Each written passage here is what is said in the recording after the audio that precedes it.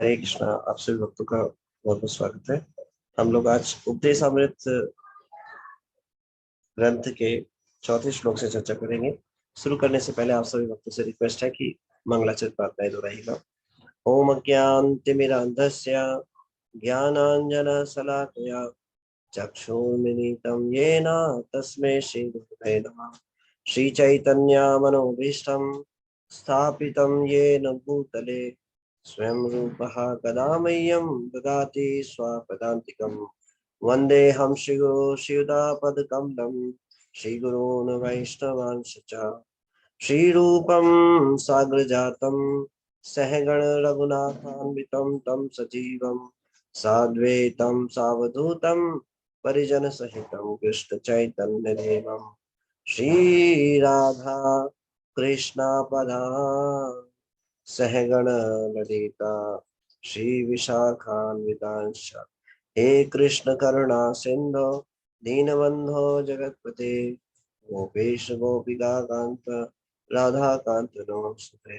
तप्त कांचन गौरांगी राधे वृंदावनेश्वरी वृषभानुसुते देवी प्रणमामि हरिप्रिये। वाञ्छाकल्पतरुभ्यश्च कृपा सिन्धुभ्येव च पतितानां पावनेभ्यो वैष्णवेभ्यो नमो नमः। जय श्री कृष्ण चैतन्य प्रभु नित्यानंद श्री अद्वैत गदाधर शिवासादि गौर भक्तवृंद। हरे कृष्णा कृष्णा कृष्णा हरे हरे हरे राम राम राम हरे हरे। धन्यवाद।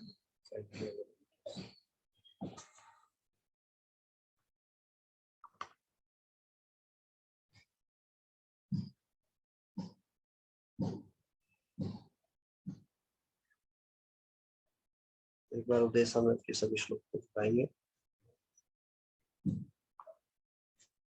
वाचो वेगम मनसा क्रोध वेगम जीवा उदर वेगम उदर उपस्थ वेगम एतान वेगान यो विशेष धीरा सर्वामिपाम इमाम पृथ्वीं सस्या अत्याहार प्रयासश्च प्रजल्पो नियमाग्रह जनसंगस्य लोल्यं च षड्विर्भक्ति विनश्यति उत्साह निश्चयात् धैर्यात् तत्तत्कर्म प्रवर्तनात् संगत्यागात् सतोद्यते षड्विर्भक्ति प्रसीदति ददाति प्रतिगणाति गुह्यम् आख्याति पृच्छति भूते भोजते चैव षड्विधि प्रीति लक्षणम्। कृष्णैस्ति यस्या कृतं मनसेन्द्रिय दीक्षैस्ति चेत् प्रणस्तेऽपि च भजन्त ईशम् शुश्रूयाश्च भजन विज्ञा अनन्यम् अन्य निन्दादिशून्यं हृदय इप्सिता संग लभ्या दृष्टे स्वभावजनितेर्वपुश्च दोषे न प्राकृत्वम् इह भक्तजनस्य पश्येत् गंगावसां न खलु बुद्बुदे फेन पंके ब्रह्म द्रव्यतम अपगच्छति निर्धर्म धर्म स्यात् कृष्ण राम चरितादिस्तपि अविद्या पितोत्पात रसनस्य च रोचिकानु किन्तु आदराद अनुदिनं खलु सजुष्टा स्वादि कर्मात् भवति तद्गत मूलहन्त्री तन्नाम रूप चरितादिषु कीर्तनानु स्मृत्यवक्रमेण रसना मनसे नियोजि तिष्ठान् व्रजे तद् अनुरागी जनानुगामी कालं नयेत् अखिलम् इति उपदेश सारम्। वैकुंठता जनितो वरा मधुपुरी तत्रापि रसोत्स्वान् वृन्दारण्यम् उदारपाणि रमना तत्रापि गोवर्धना राधा कुंडम इहापि गोकुलपते प्रेमाप्रतलनात् कुर्यादस्या विराजतो गिरितटे सेवं विवेकिना कः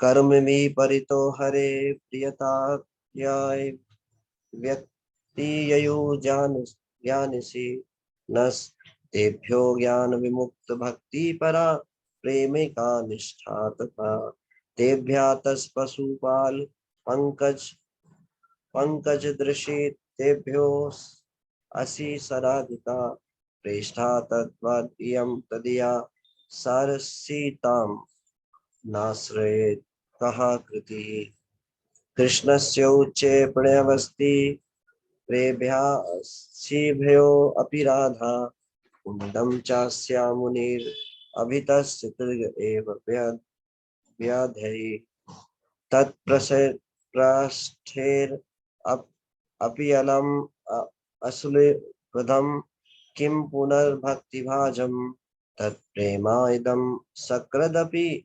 सरहास्नुतोर अभिस्करोति। की जाए तो आज चौथे श्लोक को हम करेंगे। चौथा श्लोक इस प्रकार से है। ददाति प्रतिगणाति गुह्यम अख्याति पृच्छति भुंजते भोजते चैव षड्विधि विधिं प्रीति लक्षणम। तो पहले दो श्लोकों में भक्ति के प्रतिकूल कार्यों को जो अनफेवरेबल थिंग्स हैं, दो श्लोकों में श्री रूप गोस्वामी ने बताया 6 प्रकार के वेग और 6 की चीजें हैं जो भक्ति को नष्ट करने वाली है। तीसरे श्लोक में उन्होंने फेवरेबल थिंग्स के बारे में बताया कि 6 चीजें जो भक्ति को बढ़ाने वाली है। तो गंभीर भक्त डूज और डोंट्स का गंभीरता से पालन करते हैं।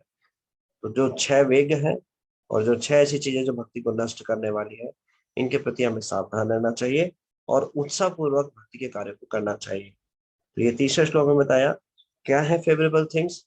उत्साह के साथ श्रवण कीर्तनम इत्यादि पूरे प्रक्रिया को उत्साह के साथ करना चाहिए और न केवल उत्साह के साथ, पूरे निश्चितता के साथ, डिटर्मिनेशन के साथ। कैसी भी स्थिति हो उसको करेंगे, आदेश मानते हुए।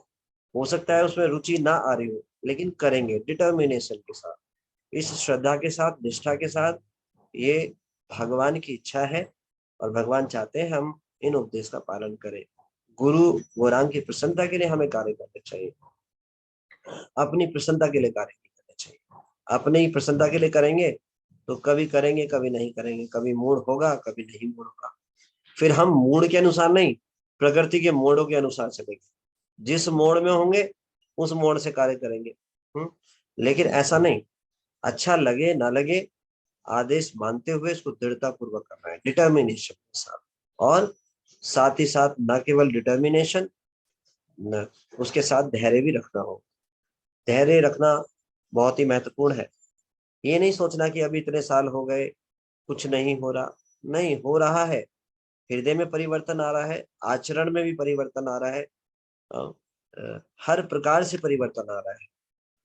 तो भक्त विनम्रता में भी ऐसे सोचते हैं कि मेरे अंदर कोई परिवर्तन नहीं आ रहा है, और किसी को ऐसा अनुभव नहीं भी हो रहा है तो ये 100% उसके हृदय में परिवर्तन आ रहा है। इस बात को स्वीकार करना चाहिए। क्या हम पहले की तरह चीजों के लिए लापरवाह है? नहीं, पहले से ज्यादा सचेत हो गए। वो गंभीरता पे निर्भर करता है कि कितने हुए हैं। तो हमें इसका सेल्फ एनालिसिस करना चाहिए और धैर्य बनाए रखना चाहिए। अगर कोई कमी है तो उसको, त्रुटि को दूर करना चाहिए, लेकिन धैर्य नहीं होना चाहिए। 100% निश्चित रूप से लाभ हो रहा है। तो जो भक्त हैं वो होते हैं आशा बंधा। भक्ति रसामृत सिंधु में श्री रूप गोस्वामी जी बताते हैं कि जो भगवान के शुद्ध भक्त हैं, जो जो भाव स्तर के भक्त हैं, उनमें 9 प्रकार के लक्षण होते हैं। तो एक लक्षण है आशा बनना। तो जो शुद्ध भक्ति करना चाहते हैं, शुद्ध भक्त बनना चाहते हैं, तो इस गुण को धारण करना चाहिए। नहीं है तो होपफुल रहना चाहिए, हमेशा प्रेरणा लेनी चाहिए ऐसे भक्तों से जो दृढ़ता पूर्वक भक्ति कर रहे हैं।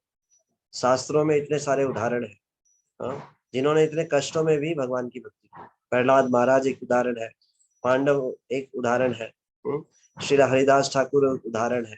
इतनी गहन अवस्था में होकर भी उन्होंने भजन किया। हमारे सामने ऐसी स्थिति नहीं है, तो हमें धैर्य खोने का कोई अवसर नहीं है।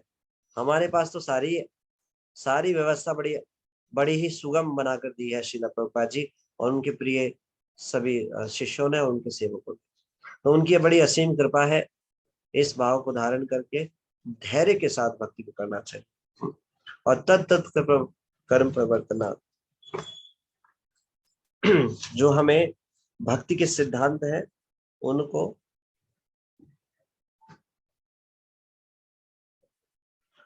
हमेशा भक्ति के जो कार्य है उनको अनुकूल भाव से संपन्न करना चाहिए। अनुकूल भाव यही है कि गुरुजनों की प्रसन्नता के लिए किया जाए और भक्ति के अनुकूल अवस्था में हमेशा स्थित रहे। और बताया संग त्यागात, ऐसे अभक्तों का संग त्याग करना जो हमारी भक्ति में बाधा डाले, हमें भक्ति के पद से नीचे ले आए। सावधान होना चाहिए, ऐसे लोगों के बीच में प्रचार की दृष्टि से भी नहीं जाना चाहिए। हम इतने पावरफुल नहीं है। जो पावरफुल डिवोटीज हैं, जिनका साधना भक्ति और उतना निष्ठा है, वो ऐसे भक्तों को ऐसे लोगों को परिवर्तित कर सकते हैं। पत्थर में से कुछ पौधा नहीं उग सकता। तो हमें ऐसे जड़ लोगों के पास जो ऐसे मायावाद सिद्धांत के लिए प्रति कट्टर है और संसार में पूर्णतः भोग में लगे हुए और कोई विचार कोई और उद्देश्य है ही नहीं, तो हमें केवल उन्हीं लोगों को प्रचार करना चाहिए जो श्रद्धावान है, जो सुनने के इच्छुक है। तो हमें उसके अलावा केवल और केवल संसारिक लोगों के बीच में जितनी आवश्यकता है उतना ही संग करना चाहिए, उसके अतिरिक्त संग नहीं करना चाहिए। और फिर बताया सतोव्रते, पूर्ववर्ती आचार्यों के चरण चिन्हों को चलना। तो कभी भी हमें पूर्ववर्ती आचार्यों के जो दिशा निर्देश है उनके अनुसार ही चलना चाहिए, कभी नहीं लांघना चाहिए। तो हमें ऐसा बहुत सारे उदाहरण देखने को मिल जाएंगे। जब जब कोई आचार्यों की बताए हुए निर्देशों का उल्लंघन करता है, इंस्ट्रक्शन का उल्लंघन करता है, वो संसार में फंस जाता है। एक बद्ध जीवात्मा भी माया से मुक्त रह सकता है, इतनी शक्तिशाली है आचार्यों की इंस्ट्रक्शन। अगर कोई इंस्ट्रक्शन के दायरों में रहे, बद्ध अवस्था में होते हुए भी माया से मुक्त रह सकता है, इतनी पावरफुल है। तो हमें हमेशा अपने ये इंस्ट्रक्शन के दायरे में रहना चाहिए, उसको कभी भी उल्लंघन नहीं करना चाहिए। और साथ ही साथ इन नियमों के और इन आदेशों के उद्देश्य को जानना चाहिए। उद्देश्य ये है गुरु गौरांग की प्रसन्नता।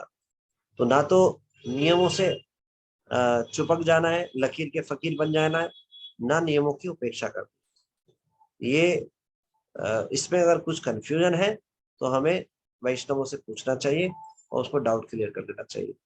इसलिए कभी भी जो है नियमों को उल्लंघना नहीं चाहिए और नियमों से चुपके रहना भी नहीं चाहिए। अगर कोई कंफ्यूजन है कहाँ कब क्या करना है तो उसको पूछ लेना चाहिए प्रमाणित भक्तों से।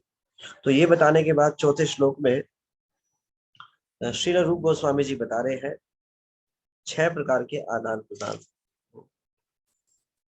भक्ति में आगे बढ़ने के लिए 6 प्रकार के आदान प्रदान बहुत ही आवश्यक है।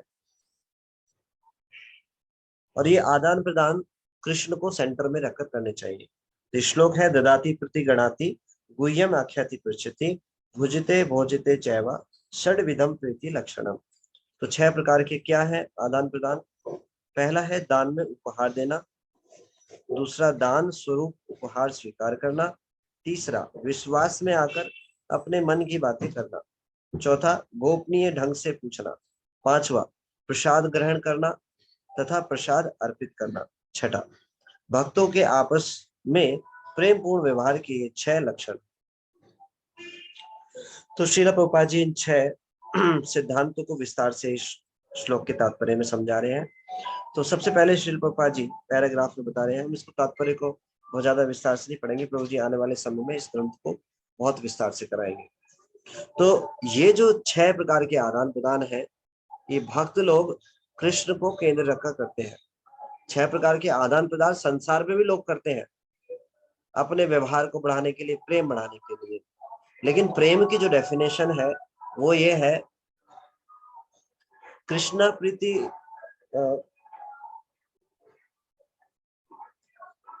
शास्त्रों में चैतन्य चैतन्य में श्लोक आता है कि कृष्ण प्रीति इच्छा तारे बले काम, आत्मेन्द्रिय प्रीति वांछा तारे बले काम, कृष्ण इंद्रिय प्रीति इच्छा धरे प्रेम नाम। जब कार्य अपनी इंद्रिय तुष्टि के लिए किए जाते हैं, अपनी संतुष्टि के लिए करे जाते हैं तो वो काम कहलाता है। और जब वो कृष्ण की प्रीति के लिए किए जाए, कृष्ण की प्रसन्नता के लिए किए जाए, तब वो प्रेम कहलाता है। तो जो प्रेम का इस संसार में कोई मायने नहीं है। तो 6 प्रकार के आदान प्रदान करेंगे किस लिए? प्रेम के लिए। नहीं, वो प्रेम नहीं है। क्यों? क्योंकि उसमें कृष्ण केंद्र में नहीं है। इसलिए जो 6 प्रकार के आदान प्रदान करते हैं उससे प्रेम नहीं बढ़ता, काम बढ़ता है, और काम से जीवात्मा संतुष्ट नहीं हो सकता। इसीलिए संसार में लोग आदान प्रदान करते हैं फिर भी करके संतुष्ट नहीं होते। क्यों? क्योंकि सब अपने अपने केंद्र है। जिस प्रकार से एक तालाब में कोई पत्थर डाले, एक पत्थर को डाले तो उससे एक रिपल बनेगा और दूर तक फैल जाएगा, लेकिन बहुत सारे पत्थर डाले जाए तो सारे जो रिपल हैं आपस में क्लैश करेंगे। इसीलिए संसार में झगड़ा है, क्योंकि केंद्र जो है वो कृष्ण नहीं है। सब अपने अपने सेंटर है, सब अपनी इंद्र तुष्टि चाहते हैं, तो एक दूसरे से व्यवहार करेंगे किस लिए? अपनी इंद्र तृप्ति के लिए। इसीलिए सफल नहीं हो पा रहे हैं। बड़ी बड़ी ऑर्गेनाइजेशन बना रहे हैं, यूनाइटेड नेशन, सब जगह शांति बन सके, सब जगह एकजुट हो सके, तो ये पॉसिबल नहीं है।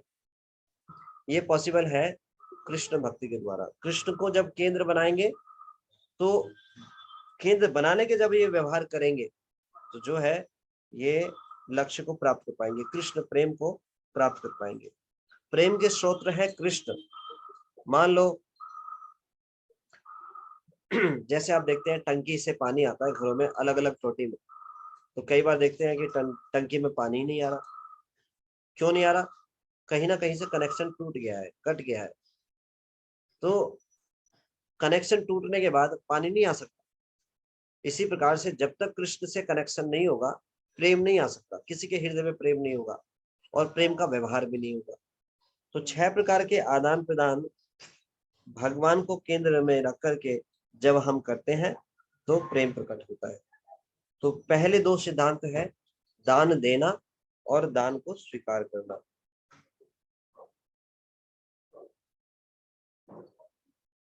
तो श्रील प्रभुपाद जी तात्पर्य बता रहे हैं कि संसार में भी इस प्रकार से आदान प्रदान किया जाता है। एक व्यापारी दूसरे व्यापारी से संपर्क स्थापित करने के लिए उसको इनवाइट करता है किसी होटल में, रेस्टोरेंट में, उसको कुछ गिफ्ट देता है, कुछ देता है, कुछ स्वीकार करता है, उसको भोजन कर खिलाता है और स्वीकार भी करता है, और उससे कुछ हृदय की बातें भी करता है। हृदय से बिजनेस सेंटर है तो बिजनेस से संबंधित करेगा। इस प्रकार से ये प्रचलन संसार के लोगों में भी, लेकिन भक्तों के बीच में कृष्ण को केंद्र बनाकर व्यवहार किया जाता है। तो सबसे पहला है दान में उपहार देना। संसार में दान किसको देते हैं? कोई बता सकते हैं? मैं इसको अभी अनम्यूट कर रहा हूं। संसार में जो प्रचलन है दान देने का वो क्या है? Please raise your hand. आपको क्या विचार है, शेयर करेंगे?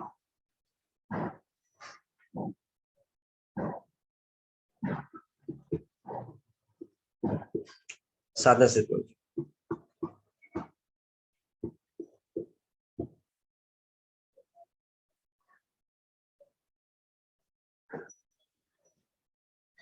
एक मिनट अनम्यूट कर लो। ठीक है मुझे अभी अनम्यूट कर सकते। हरे कृष्णा। यूजुअली प्रभु जी जैसे मंदिरों में देते हैं या ब्राह्मणों को देते हैं, और लेकिन इनमें अधिकतर यही भावना छिपी होती है कि मतलब हमें हमारा जीवन कुछ वैसे अच्छा हो, हमारा मतलब आगे हमें मतलब स्वर्ग की प्राप्ति हो और हमारी सदगति हो, कुछ इस तरीके का प्रभु जी रहता है। तो ये कहना चाहता हूँ। हरे कृष्णा। Thank you. अनिल प्रभु जी। हरे कृष्णा प्रभु जी। हरे कृष्णा। तो मुझे भी यही लगता है कि गिव एंड टेक वाला प्रोसेस ही यहाँ भी फॉलो करते हैं। Give and take, okay. Hare Krishna. Hare Krishna. Mehul Prabhu ji. Hare Krishna ji. Hare Krishna. तो जी संसार में तो ज्यादातर गरीबों को दान दिया जाता है, मतलब उनको पता है कि जो अमीर लोग हैं वो गरीबों को दान दे जाते हैं, शूद्रों को वो देखते नहीं, बल्कि वास्तविक शास्त्रों में कहा गया है कि हमें हमेशा सन्यासियों को या फिर जो मंदिर पुजारी हैं इनको दान देना चाहिए, जो कि शास्त्र के अनुसार। पर हम देते तो हमेशा उनको ही गरीबों वगैरह को दे जाते हैं दान, बिना शास्त्रों का अध्ययन किए, बिना समझे। Thank you.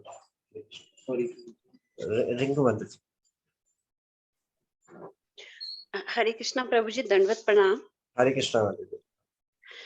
प्रभु जी हमें दान ऐसे नहीं देना चाहिए जैसे कोई भिखारी है, वो हम अगर उन्हें दान कर रहे हैं, वो हम उस चीज को कहाँ यूज कर रहे हैं, उस पैसे को, उसके अपराधी हम बनेंगे। अगर हमें दान देना है प्रभु जी किसी एसोसिएशन में, किसी इतनी ऑर्गेनाइजेशन है, उनको दान देना चाहिए। उसमें कई स्कूल्स खुले हैं, कोई बहुत चीजें है, बच्चों की पढ़ाई ऐसे भी, ऐसे इंडिया में ऐसी जगह है जहाँ पे प्रभु जी अभी एजुकेशन नहीं है, स्कूल्स नहीं है, कॉलेज नहीं है, हॉस्पिटल्स नहीं है। तो हमें ऐसे करके दान देना चाहिए। अगर अन्न का दान करेंगे तो अन्न की शुद्धि होगी, धन का दान करेंगे प्रभु जी धन की शुद्धि होगी, ज्ञान का दान करेंगे प्रभु जी, वो आपको पता ही है, मन की शुद्धि होती है। इसमें इंसान की अपनी ही प्योरिफिकेशन होती है। प्रभु जी मुझे यही लगा है, अगर कहीं मैं गलत हूँ तो प्लीज मुझे माफ कर दीजिए। थैंक यू माता जी। हरे कृष्ण। आशा माता जी।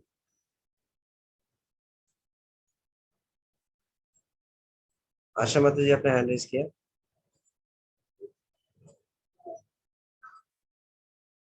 खुशी गुप्ता माता जी से पूछते हैं। यस माता, खुशी गुप्ता माता जी। हरे कृष्णा प्रभु जी। हरे कृष्णा प्रभु जी, अच्छा, धन्यवाद, प्रणाम। यस आशा माता जी, आपकी आवाज कट के आ रही है माता जी।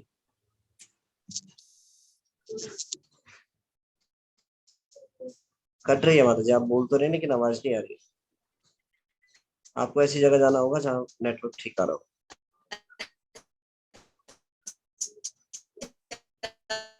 नहीं, कुछ नहीं समझ में आ रहा, बहुत आवाज कट रही है।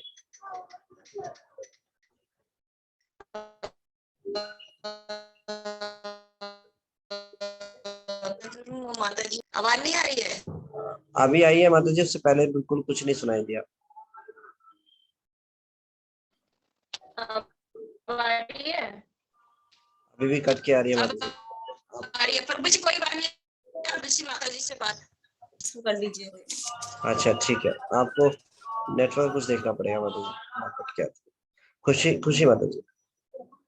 हरे कृष्णा प्रभु जी, धन्यवाद। हरे कृष्णा।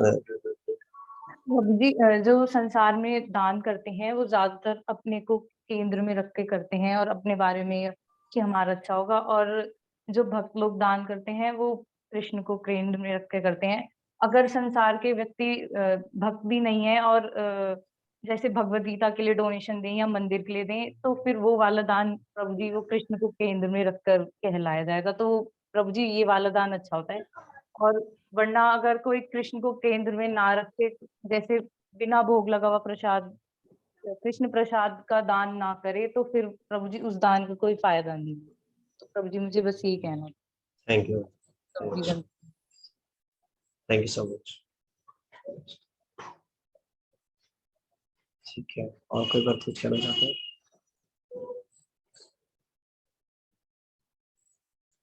Thank you. संसार में जो दान का प्रचलन है वो अपने को केंद्र में रख के ही किया जाता है। कोई किसी को दान भी करता है तो कुछ इस उद्देश्य से करते हैं, पुण्य कर्म होगा, इतना देंगे तो इतना वापस मिल जाएगा। भगवान के पास जाएंगे तो पूरी लिस्ट लेके जाएंगे, देखो जी पिछली बार ये चीज मांगी थी अभी तक मिली नहीं है, ये वाली तो है ही है, एक दूसरी चीज और ऐड हो गई है, ये भी थोड़ा सोच लो, देख लो, बता लो। इस संसार में दान के पीछे उद्देश्य यही है कि मुझे सुविधाएं प्राप्त हो, बिजनेस मेंटालिटी। अगर कोई गरीब को भी भोजन करा रहा है, उसके पीछे बोलते हैं कई बार निस्वार्थ भाव से किया है, लेकिन उसके पीछे भी भाव रहता है, मेरी प्रशंसा हो, लोग मुझे अच्छा बोले, दान पुण्य कर रहे हैं, ये तो बड़े दान पुण्य करने वाले लोग हैं, इस प्रकार से भाव रहता है। बट जब तक कृष्ण को केंद्र नहीं बनाते, ऐसा दान भी हमारे बंधन का कारण बन जाता है। दान देना का मतलब है कि जब आप किसी चीज को दे रहे हो किसी दूसरे व्यक्ति को, तो हर चीज भगवान की एनर्जी का ही ट्रांसफॉर्मेशन है, भगवान की शक्ति है। भगवान की वस्तु को आप किसी को दे रहे हो, और भगवान जो हर वस्तु के स्वामी है, उनसे बिना आज्ञा लिए हुए या उनकी सेवा में लगाए बिना किसी प्रकार से किसी को कुछ अगर लाभ पहुंचाते हैं, उसका वास्तविक लाभ नहीं हो सकता। जैसे प्याऊ लगवा दिया या कुछ अन्य प्रकार के परोपकार कार्य करा दिए, ये वास्तव में लेने वाले का भी बहुत लाभ नहीं होता जब तक कृष्ण से उसको कनेक्ट ना किया जाए। परोपकार कई प्रकार के हैं। एक बार एक जेल थी, उसमें बहुत सारे कैदी थे, तो एक परोपकारी व्यक्ति जो है जेल में गया, देखा उसने इतने सारे कैदी हैं, एक छोटी सी सेल में इतने सारे कैदी भरे हुए हैं, बताओ, और अंधेरा है इसमें, कितने कष्ट में स्थिति में है ये। तो उस परोपकारी ने क्या किया, उस जेल में लाइट लगवा दी, तो अंधेरा था अब उजाला हो गया, सब खुश हो गए, अरे वाह ये तो बहुत अच्छी बात हो गई। लेकिन कुछ समय बाद वो सुख उनके लिए सुख नहीं रहा, वो नॉर्मल सी बात हो गई उनके लिए। फिर एक और परोपकारी आया, उसने देखा ये इतनी बुरी अवस्था में है इस सेल में, इस सेल को थोड़ा बड़ा करा दिया। तो उस परोपकारी ने उस सेल को बड़ा करा दिया और उनको सबको सुख लगने लगा। लेकिन कुछ समय बाद वो भी उनको सुख नहीं रहा, कैदियों के लिए वो सुख नहीं रहा। फिर एक बार अन्य परोपकारी आए, उन्होंने देखा इस सेल में बहुत गर्मी है, तो यहाँ पंखा एसी लगवा देता, तो उन्होंने पंखा लगवा दिया। तो बड़े खुश हुए जेल कैदी, अरे वाह जो कैदी थे ये तो बड़ा अच्छा परोपकारी है। कुछ समय बाद उसकी भी आदत पड़ गई, वो भी सुख नहीं रहा, सुख ही नहीं रहा, वो सुख जो सुख नहीं रहा। फिर एक परोपकारी आया, उसने क्या किया, उस जेल का दरवाजा खोल दिया और सारे कैदी बाहर आ गए। बाहर निकलने के बाद वो अपने अपने जो परिवार था वहां चले गए, उनकी सारी प्रॉब्लम खत्म हो गई। तो इस संसार में जो दान देना या परोपकार के कार्य जो है, वो उनसे कोई लाभ नहीं होता, वो इस संसार में ही बांध कर रखते हैं। तो दान कर रहे हैं लेकिन कृष्ण को केंद्र रख के नहीं कर रहे हैं, तो ऐसे दान का कोई लाभ नहीं है। इस संसार में सभी जो जीवात्माएं हैं वो अपने कर्मों के फल को भोग रही हैं, उनको दंड दिया जा रहा है, प्रताड़ित किया जा रहा है उनके कर्मों के फलों के अनुसार। यदि हम उन्हें कृष्ण से कनेक्ट नहीं कर रहे हैं और उनको कुछ लाभ कराने का प्रयास कर रहे हैं, तो ये उस प्रकार से है जैसे जेल में से किसी कैदी को बिना सजा पूरी हुए निकालने का प्रयास करना, बिना किसी अथॉरिटी के उनको निकालने का प्रयास करना। तो ऐसे दान से वो उनको भी दंड मिलेगा। तो इसीलिए जो दान है वो कृष्ण को केंद्र बनाकर करना चाहिए। तो जब ऐसा दान किया जाता है तो उससे प्रेम का वर्धन होता है। और संसार में जो दान होता है वो बिजनेस मेंटेलिटी से होता है। मान लो कोई किसी की शादी में गया और कुछ दान दे के आया, तो आपने देखा है कभी शादियों में वो लिस्ट बनाई जाती है, वहां से वो आए थे, उन्होंने इतना रुपया दिया, इतना लक्ष्मी दिया, है ना, ऐसा होता है, देखा होगा आपने। फिर वो देखा जाता है कि वो जब हमारी शादी में यहाँ प्रोग्राम हुआ था तब उतना कितना दान देके गए थे, तो जब उनके यहाँ प्रोग्राम होता है तो वहां उतना जाके दान करते हैं। बात ऐसी नहीं है, बात है सामर्थ्य के अनुसार, जितने जितना जिसका सामर्थ्य है वो उतना दान दे। इस प्रकार से शादी में जो दान देने का प्रचलन था, इसका उद्देश्य ये था कि जो शादी कर रहा है उसको थोड़ी हेल्प हो जाए। ऐसे समय पे इतने सारे खर्च होते हैं, इसका उद्देश्य ये था समाज की दृष्टि से कि उसको कुछ हेल्प हो जाए, और जब उसके यहाँ परिवार में शादी होगी तो उन लोग उसको आगे हेल्प करें, ये उद्देश्य था। तो अपनी सामर्थ्य के अनुसार सब करें, ये देख करने कि उसने कितना किया था, जिसके पास जितनी सामर्थ्य है उसके हिसाब से वो दान करे और सहयोग करे। ये तो संसार में जो दान किया जाता है वो बिजनेस मेंटालिटी से किया जाता है। इसलिए क्यों, क्योंकि सब ने अपने आप को केंद्र बना रखा। भक्तों में इस प्रकार से नहीं होता, भक्तों में अपनी सामर्थ्य के अनुसार कृष्ण के भक्तों को जो है भगवान की सेवा में कई प्रकार से जो है लगाते हैं अपने धन को। तो जो दान देना ये कोई जबरदस्ती का इम्पोजिशन नहीं है कि ये करना ही पड़ेगा। ये करने का मतलब है, कोई दान करने का मतलब अपने स्वेच्छा से, हृदय से, जो भी जितनी अपनी सामर्थ्य है उसके अनुसार भक्तों के साथ आदान प्रदान करे। इस प्रकार से कई बार मैंने देखा है भक्तों में, मैंने एक बार देखा एक भक्त को टेम्पल में ही भक्त मिले, तो उन्होंने तिलक खरीदा था और भक्तों को वही गिफ्ट करने लगे, प्रभु जी आपके लिए। तो बड़ा सुन देख करके अच्छा लगा कि हृदय में कुछ देने की इच्छा है, इससे प्रेम बढ़ता है। चाहे एक छोटी सी वस्तु हो लेकिन वो देनी चाहिए। भक्तों के साथ में जब हम ऐसा आदान प्रदान करते हैं तो उससे प्रेम का वर्धन होता है। जब कोई किसी को दान देता है तो उसके पीछे बहुत सारे तत्व मौजूद है। जब कोई हमें दान दे रहा है तो इसका मतलब वो पहले से हमारा चिंतन कर रहा है, तो उसके प्रति कृतज्ञ होना चाहिए कि मतलब उस व्यक्ति ने हमारे बारे में सोचा। हम इतने दीनहीन पतित हैं, वो वैष्णव ने हमारे बारे में सोचा। ऐसा सोचना चाहिए, कितने दयालु हैं वैष्णव जो हमारे बारे में सोच रहे हैं, हमारे लिए समय निकाल रहे हैं, हमारे लिए लक्ष्मी को खर्च कर रहे हैं। तो जो कोई दान दे रहा है हमें, हमें उसके प्रति बहुत ही कृतज्ञता का भाव होना चाहिए कि वो वैष्णव इतने दयालु हैं, मेरा उत्सव वर्धन करने के लिए, मेरे को भक्ति में आगे बढ़ाने के लिए मेरे से इस प्रकार से व्यवहार कर रहे हैं। मैं इतना पतित हूँ, इतनी बद अवस्था में हूँ, ऐसा पतित होने के बाद भी इतना मूर्ख होने के बाद भी मेरे पे साथ व्यवहार कर रहे हैं, कृपा कर रहे हैं। और जब दान देने की बात आए तो अपनी सामर्थ्य के अनुसार कुछ ना कुछ भक्तों को दान देना चाहिए। ये बहुत ही आवश्यक है, इससे संबंध प्रगाढ़ होता है। दिस इज रेसिप्रोकेशन, ये लविंग एक्सचेंज है जो कृष्ण को केंद्र में रख के किए जाते हैं, तो कृष्ण प्रेम बढ़ता है। भक्तों को अपनी सामर्थ्य के अनुसार दान देना चाहिए, जितनी सामर्थ्य।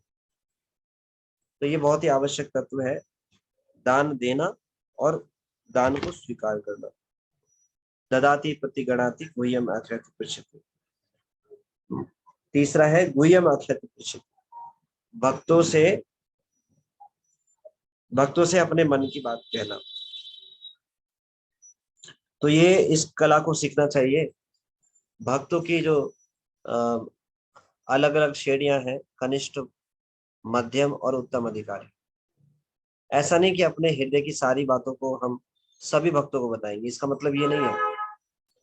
विश्वास में आकर अपने मन की बातों को प्रकट करना चाहिए। मान लो हमारे हृदय में कोई अनर्थ है और हम किसी कनिष्ठ भक्त को बताएं, नए भक्त को बताएं, तो उसका लाभ होगा या नुकसान होगा? उसका नुकसान होगा, है ना। हम अपने सीनियर्स को बताएं, उत्तम वैष्णव को बताएं, या जिनसे हम शिक्षा प्राप्त करें उनको बताएं, उससे लाभ होगा। तो हृदय की बातों को प्रकट करना बहुत ही आवश्यक है। भक्ति में जो ऑब्स्टेकल्स हैं उनको बताना चाहिए। नहीं बताएंगे तो उपाय कैसे मिलेगा? जिस प्रकार से डॉक्टर के पास जाते हैं, अपनी बीमारी के बारे में विस्तार से बताते हैं, उसके अनुसार डॉक्टर दवाई देते हैं। तो इसलिए अपने हृदय की बातों को बताना बहुत ही आवश्यक है। नहीं बताएंगे तो भक्ति में प्रगति नहीं कर पाएंगे।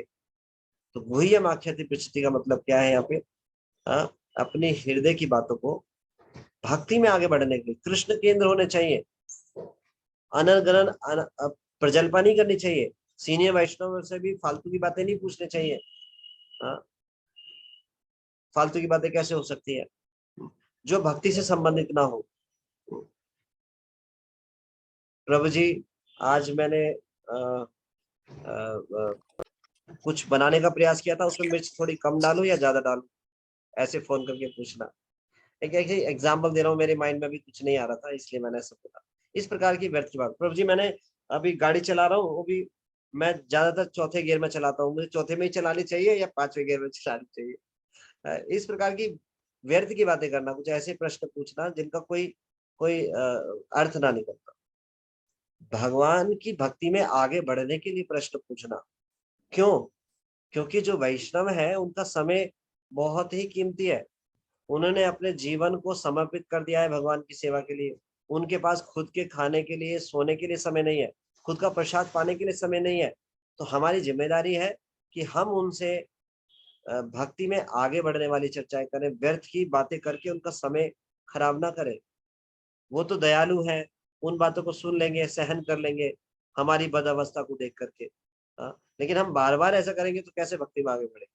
शुरुआती अवस्था में ये चलता है, लेकिन भक्ति में जो गंभीर भक्त हैं वो जानते हैं इस बात को किस प्रकार के प्रश्न पूछने चाहिए। तो ये हमें पता होना चाहिए किस प्रकार के प्रश्न पूछने हैं। भक्ति में आगे बढ़ने वाले प्रश्न सदैव पूछने चाहिए। प्रश्न पूछना गंभीरता के लक्षण है। हम गंभीर है, इस बात का कन्विक्शन प्रकट होता है वरिष्ठ वैष्णव के समक्ष। प्रश्न नहीं पूछ रहे हैं और करते जा रहे हैं, इसका मतलब सालों सालों हो जाते हैं शिक्षा गुरु से पूछे हुए कि प्रभु जी मैं ऐसा चल रहा हूँ, क्या मैं ठीक चल रहा हूँ? इसका मतलब गड़बड़ है, इसका मतलब प्रॉपर कनेक्शन नहीं है शिक्षा गुरु से। अभी हम सोच रहे हैं कि हमें सब कुछ पता है और हम ठीक करते जा रहे हैं। नहीं, पग पग पर हमें सहायता की आवश्यकता है। कुछ अगर प्रश्न नहीं भी आ रहे हैं तो प्रश्न ये पूछना चाहिए, प्रभु जी ये मेरा साधना का शेड्यूल चल रहा है, मैं ऐसे किताबों को पढ़ता हूँ, ऐसे रीडिंग कर रहा हूँ, ये श्लोक का रेसिटेशन कर रहा हूँ, ये वैष्णव भजन कर रहा हूँ, मैं ये कार्य कर रहा हूँ, क्या मैं उचित दिशा में जा रहा हूँ? ऐसा हमें रूटीन, जैसे होता है ना, गाड़ी आप चलाते हो तो आप रूटीन चेकअप कराते हो, हफ्ते में जाकर के गाड़ी को दिखा लेते हैं कहीं गड़बड़ ना हो, या अपने शरीर का भी बॉडी चेकअप कराते हैं डॉक्टर के पास जाकर। कोई बीमारी नहीं है लेकिन जाकर चेकअप कराते हैं कि मैं स्वस्थ हूँ या नहीं हूँ। इसी प्रकार से शिक्षा गुरु के पास निरंतर कम्युनिकेशन में रहना चाहिए, उनसे बार बार पूछना चाहिए प्रभु जी क्या मैं भक्ति में ठीक चल रहा हूँ? क्या मेरे में आप कोई अनर्थ देख पा रहे हैं जो मेरे को दूर करने की आवश्यकता है? क्या मैं आपके आदेश अनुसार चल रहा हूँ? आप मुझे कृपया करके बताइए मैं कहाँ कमी कर रहा हूँ, कहाँ मेरे में दोष है। क्या इस प्रकार से उनसे पूछना चाहिए। कई बार हमें दिखाई नहीं देता, हम सोचते हैं हम ठीक चल रहे हैं, इसीलिए हृदय को प्रकट करना चाहिए। या कोई अनर्थ सामने आ रहा है तो खुलकर पूछना चाहिए, शर्माना नहीं चाहिए, उनको बतानी चाहिए अपनी स्थिति। प्रभु जी काम के विचार आते हैं, क्रोध बहुत आता है, लोभ होता है, ईर्ष्या होती है, अहंकार आता है। प्रभु जी ये मेरी प्रॉब्लम है, बताइए मुझे क्या करना चाहिए। तो वरिष्ठ वैष्णव जनों से जिनसे हम शिक्षा प्राप्त करते हैं, शिक्षा गुरु से ये प्रश्न पूछने चाहिए, शिक्षा गुरु से ये प्रश्न पूछने चाहिए। नहीं पूछेंगे तो कृष्ण प्रेम प्रकट नहीं होगा, ये ऑब्स्टेकल्स है। पर सबसे पूछेंगे, जो भक्त मिलेगा उसी से पूछेंगे, इसका मतलब हमें पता ही नहीं है हम किन के कुत्ते हैं। थोड़ा शब्द में ऐसा थोड़ा दोहरा रहा हूँ, तो हमें पता होना चाहिए हम किन के पैटे हैं। ऐसा नहीं हम सबसे ये प्रश्न पूछते रहे, प्रभु जी मेरा ये अनर्थ है, आप मुझे बता दीजिए। इस प्रकार से नहीं, हमें पता होना चाहिए हम किन के पालतू कुत्ते हैं। इस प्रकार से किन से हमें पूछना है ये हमें पता होना चाहिए। हाँ, वो जिससे आदेश दें कि आप अगर इनसे भक्ति में सहायता कर ले सकते हैं, कुछ पूछ सकते हैं, मान लो मैं बिजी हूँ तो आप इनसे पूछ सकते हैं, तो उन भक्तों से पूछ सकते हैं। इसका भी आदेश प्राप्त करना चाहिए। ये नहीं हर एक भक्त को पकड़ कर पूछे, प्रभु जी मेरी बहुत दिनों की माला ठीक नहीं चल रही है। वो नया भक्त भी सोचेगा इतने सालों से लगे हुए इनकी माला ठीक नहीं चल रही है, इसका मतलब मेरी कैसे चलेगी। मैं तो वो भी उसकी भी श्रद्धा में भी फर्क आ जाए। जो परिपक्व भक्त है, जो सीनियर वैष्णव है, उनसे बारंबार प्रश्न पूछने चाहिए भक्ति में आगे बढ़ने के लिए, ये बहुत ही आवश्यक है। तो ये गुह्यम आख्याति पृच्छति, अपने सारे अनर्थों का चिट्ठा उनके सामने रखना चाहिए। और ये किन बातों से, किन भक्तों से करेंगे? जो विश्वास पात्र है। हृदय को उनके समक्ष खोला जाता है जो विश्वास पात्र है। ऐसे प्लीज सम्मिलित कर लीजिएगा। कनिष्ठ भक्त जो अपने अनर्थों से शुरुआती क्षण में जूझ रहे हैं, ऐसे भक्तों से अपने हृदय की बातों को नहीं प्रकट कर सकते, उनकी भक्ति में उल्टा बाधा पड़ जाए। हमें उत्तम वैष्णवों से, शुद्ध वैष्णवों से पूछना चाहिए, सीनियर वैष्णवों से पूछना चाहिए, और बारंबार पूछना चाहिए, ये बहुत ही आवश्यक। और दूसरों के हृदय की बातों को सुनना। तो जितना हमें पता चले उतना हमें सहयोग करना चाहिए। हमारी परंपरा है, प्रचार की परंपरा है हमारी परंपरा। तो जो हम सीखते हैं हमें दूसरों को सहायता करनी चाहिए। अगर कोई कनिष्ठ वैष्णव जो शुरुआती नए भक्त है, उसमें ये अहंकार नहीं होना चाहिए कि मैं सीनियर वैष्णव हूँ, मैं महान हूँ। नहीं, इस भाव से कि मुझे भी कुछ नहीं पता था, मुझे भी प्रभु जी की कृपा से पता चला, तो जो पता चला उतना मैं बताऊं। अभी मेरा खुद का आत्म साक्षात्कार तो नहीं है, मैं शुद्ध नहीं हूँ, लेकिन सहायता की दृष्टि से दूसरे लोगों को बताऊं। तो अगर कोई वैष्णव पूछे कि प्रभु जी मैं ऐसे कैसे कर सकता हूँ, तो ये नहीं बोलना चाहिए एकदम से। कई बार विनम्रता में बोलते हैं नहीं नहीं नहीं मुझे कुछ नहीं पता, मैं तो कुछ नहीं जानता, मैं तो जीरो हूँ, मूर्ख हूँ, पागल हूँ।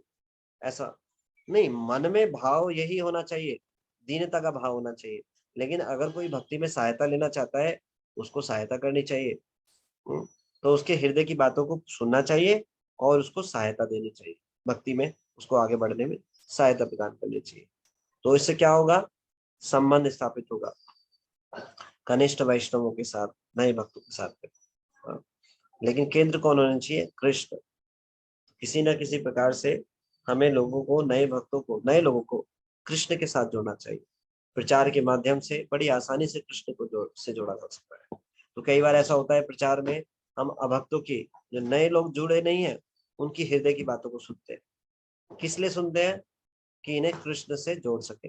कई बार लोग कष्ट में होते हैं तो वो भक्त तो नहीं है, लेकिन जब किसी के को हृदय की बातें बोल रहे हैं तो कुछ कॉन्फिडेंस में आके हृदय को रिवील किया जाता है, तो वो कुछ भरोसा कर रहे हैं हमसे अपने हृदय की बातें बता रहे हैं। तो उसको इस भाव से सुनना चाहिए कि इनको भी भगवान से जोड़े, ये कष्ट में है तो इनको भी सहायता प्रदान की जाए। तब इस भाव से अगर हम उनके साथ उनकी अगर परेशानी सुन भी रहे हैं तो भी ये भगवान को सेंटर में रखकर ही आदान प्रदान कहा जाए। क्यों? क्योंकि उद्देश्य क्या है? भगवान से जोड़ना। तो हमें ऐसे नए लोगों को भी जोड़ने का प्रयास करना चाहिए, उनकी बातों को सुनना चाहिए। कैसी बातों को? अभद्र और निषेध बातों को नहीं, उनको काट देना चाहिए। उनके दुख को सुन लेना चाहिए, जिससे कि उनको जोड़ सके, भक्ति में ला सके। फिर दुख को सुनने के बाद आप बता सकते हैं कि कैसे ये दुख दूर होगा, समझा सकते हैं, क्लास में ला सकते हैं, मंदिर दर्शन करने के लिए आ सकते हैं, प्रसाद के लिए आप आमंत्रित कर सकते हैं। इससे प्रेम व्यवहार बढ़ता है और कृष्ण जो है केंद्र बन जाते हैं नए लोगों के। तो हमें क्या करना चाहिए? पूछना भी चाहिए, सुन लेना चाहिए, और फिर प्रसाद ग्रहण करना और प्रसाद अर्पित करना। भक्तों को अपने यहाँ पर प्रसाद अर्पण करना चाहिए। प्रसाद अर्पण करना, भक्तों को प्रसाद के लिए इनवाइट करना, ये बहुत बड़ा उत्सव है वैष्णवों के लिए। ये हमें चैतन्य चरितामृत में सीखने को मिलता है। जब वैष्णव को प्रसाद के लिए आमंत्रित किया जाता है तो एक बहुत बड़ा फेस्टिवल होता है, और ये डायरेक्ट भगवान के साथ बहुत ही तीव्रता के साथ जो प्रेम का संबंध है स्थापित होता है। जब वैष्णवों को अपने यहाँ बुला करके प्रसाद अर्पण किया जाता है, इससे कृष्ण प्रेम बहुत तीव्रता से आगे बढ़ता है। तो वैष्णवों में बिना दोष दृष्टि के उनको इनवाइट करना चाहिए और प्रसाद अर्पण करना चाहिए। कई बार होता है भक्तों को प्रसाद अर्पण कर रहे हैं लेकिन उसमें प्रेम नहीं है। ऐसे प्रसाद अर्पण करने से लाभ कुछ ना कुछ तो होगा, स्वीकृति मिलेगी, लेकिन कृष्ण प्रेम को प्राप्त करने में देरी लग जाएगी। तो भक्तों को जब अपने आप बुलाएं प्रसाद के लिए, बहुत ही निष्ठा के साथ बुलाना चाहिए कि ये मेरा कृष्ण के साथ जो संबंध है उसको डायरेक्ट प्रभावित करेगा। अगर मैं वैष्णवों को संतुष्ट करूंगा तो मेरा कृष्ण प्रेम बढ़ जाएगा। वैष्णव गुणग्राही ना देखे दोष, मन काया वाक्य करे वैष्णव संतोष। तो एक वैष्णव का ये गुण है, एक जो वैष्णव अपने आप को बनने का प्रयास कर रहे हैं, उन्हें मन से, काया से और अपने वचनों से वैष्णवों को संतुष्ट करना चाहिए। जब वैष्णवों को अपने यहाँ आमंत्रण करें तो उचित रूप से स्वागत होना चाहिए। उचित रूप से स्वागत क्या है? वैष्णवों के श्रेणी के अनुसार, इस भाव से नहीं कि मैं श्रेष्ठ हूँ, इस भाव से आदर देना चाहिए श्रेणी के अनुसार। उत्तम वैष्णव है, ये मध्यम वैष्णव है या कनिष्ठ वैष्णव है, उस प्रकार से उन्हें आदर भाव देना चाहिए। कभी देखते हैं कनिष्ठ वैष्णव है, उनको शुरुआती दिनों में जो इतने बड़े चढ़े भक्त हैं वो उनको प्रणाम करते हैं तो भी वो झुककर प्रणाम नहीं करते होते, आराम से प्रणाम ले रहे होते। ऐसा देखा है आपने कभी? ऐसा शुरुआती दिनों में होता है। तो जो आदर है वो उनकी स्तर के अनुसार देना चाहिए। जो वरिष्ठ वैष्णव जन है उनका बहुत ही अपने यथासंभव अपने शक्ति के अनुसार उनका स्वागत करना चाहिए। कैसे? भक्तों के संग में कीर्तन करते हुए उनका स्वागत करना चाहिए, उनको माला अर्पण करना चाहिए, उनको चंदन अर्पण करना चाहिए। देखा होगा आपने इस्कॉन में माथे पे चंदन लगाते हैं ना, आपने देखा होगा जब वो स्वागत करते हैं, नरसिंह ऑयल लगाते हैं।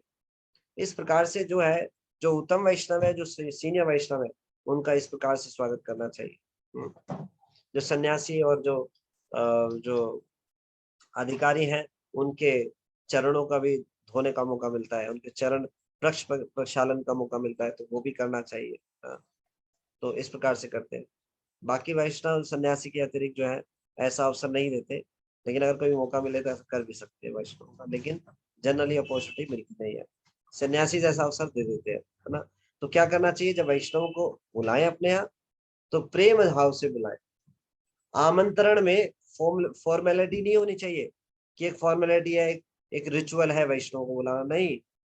डायरेक्ट भगवान के साथ अपने प्रेम का संबंध है स्थापित होने वाला है, इस भाव से कि जब वैष्णव आएंगे और हमारा जो प्रेम है वो बढ़ जाएगा, जिस प्रकार से हम उनकी सेवा करेंगे, उनका स्वागत करेंगे। तो वैष्णवों को जब आमंत्रण करें तो बहुत ही सावधानी पूर्वक छोटी छोटी बातों का ध्यान रखना चाहिए। जब वो आएंगे तो किस स्थान पे चप्पलों को उतारें, उनकी चरण पादुका हम कहाँ रखाएंगे। जिस स्थान पे आएंगे तो वो स्थान साफ सुथरा रहना चाहिए, कहीं भी गंदगी ना हो, बिल्कुल साफ सुथरा हो, जो देखकर उनकी आंखों को मतलब संतुष्टि हो। हालांकि वैष्णवों को, श्रेष्ठ वैष्णव को, उत्तम वैष्णवों को कोई प्रभाव नहीं पड़ता, वो हर जगह हर समय कृष्ण चेतना में, स्थान का उन पर कोई प्रभाव नहीं पड़ता। लेकिन हमारी जिम्मेदारी है कि उनको अनुकूल वातावरण दिखाई दे, हर समय हर जगह जो हर स्थान हो वो साफ सुथरा हो। इस प्रकार से इस चेतना से हमें चिंतन करते हुए सारी चीजों को देखना चाहिए। वैष्णव आएंगे तो वो स्थान साफ सुथरा हो, स्वागत की प्रॉपर तैयारी हो, जब जिस स्थान पर आकर बैठे तो प्रॉपर आसन हो, आसन हो, और बाकी भक्त लोग बैठे तो उनके कैसे चरण आश्रय में बैठे उस प्रकार की पूरी व्यवस्था हो। उनको आने के बाद जल अर्पण करना और अलग अलग पदार्थों को अर्पण करना, इस प्रकार से होना चाहिए। और ऐसा होना चाहिए जो अपने घर में ऑल्टर में पहले से जो है प्रभुपाद जी के लिए कुछ फूल अर्पण करने के लिए या कुछ माला अर्पण करने के लिए पहले से तैयार करके रखे, जो सीनियर वैष्णव आए और उसको प्रभुपाद जी को अर्पण करें, फूल अर्पण करें, इस प्रकार से तैयारी करके रखना चाहिए। ये हमारी गंभीरता को प्रदर्शित करता है। तो वैष्णवों को बुलाना कोई साधारण कार्य नहीं है। वैष्णव जिसके घर आ रहे हैं, मतलब कितने जन्मों की सुकृति जो प्रकट हुई है, कितने वैष्णवों का आशीर्वाद मिला है जब ऐसा हो रहा है। एक वैष्णव जिस घर में आ रहा है वो घर तीर्थ स्थान बन जाता है। जहां वैष्णव अपने चरणों को रखते हैं वो स्थान तीर्थ स्थान बन जाता है। तो ये कोई साधारण कार्य नहीं होने वाला है, तो एक बहुत बड़े उत्सव के रूप में देखना चाहिए। तो जब वैष्णवों को बुलाएं तो इस प्रकार से सारी छोटी छोटी बातों का ध्यान रखना चाहिए। तो वैष्णव आएंगे तो कुछ, और फिर जब आए वैष्णव तो किस भाव से क्या भाव होना चाहिए, उनसे उपदेश ग्रहण करने का भाव होना चाहिए। उनको कहीं भी ऐसा प्रयास नहीं करना चाहिए हम कुछ चीज बता रहे हैं। कई बार सटल रूप से, अहंकार रूप से हम सीधे वैष्णव के सामने भी ऐसी बातें कर रहे होते हैं जिसमें हम उनको बता रहे होते हैं, हमें पता नहीं चलता।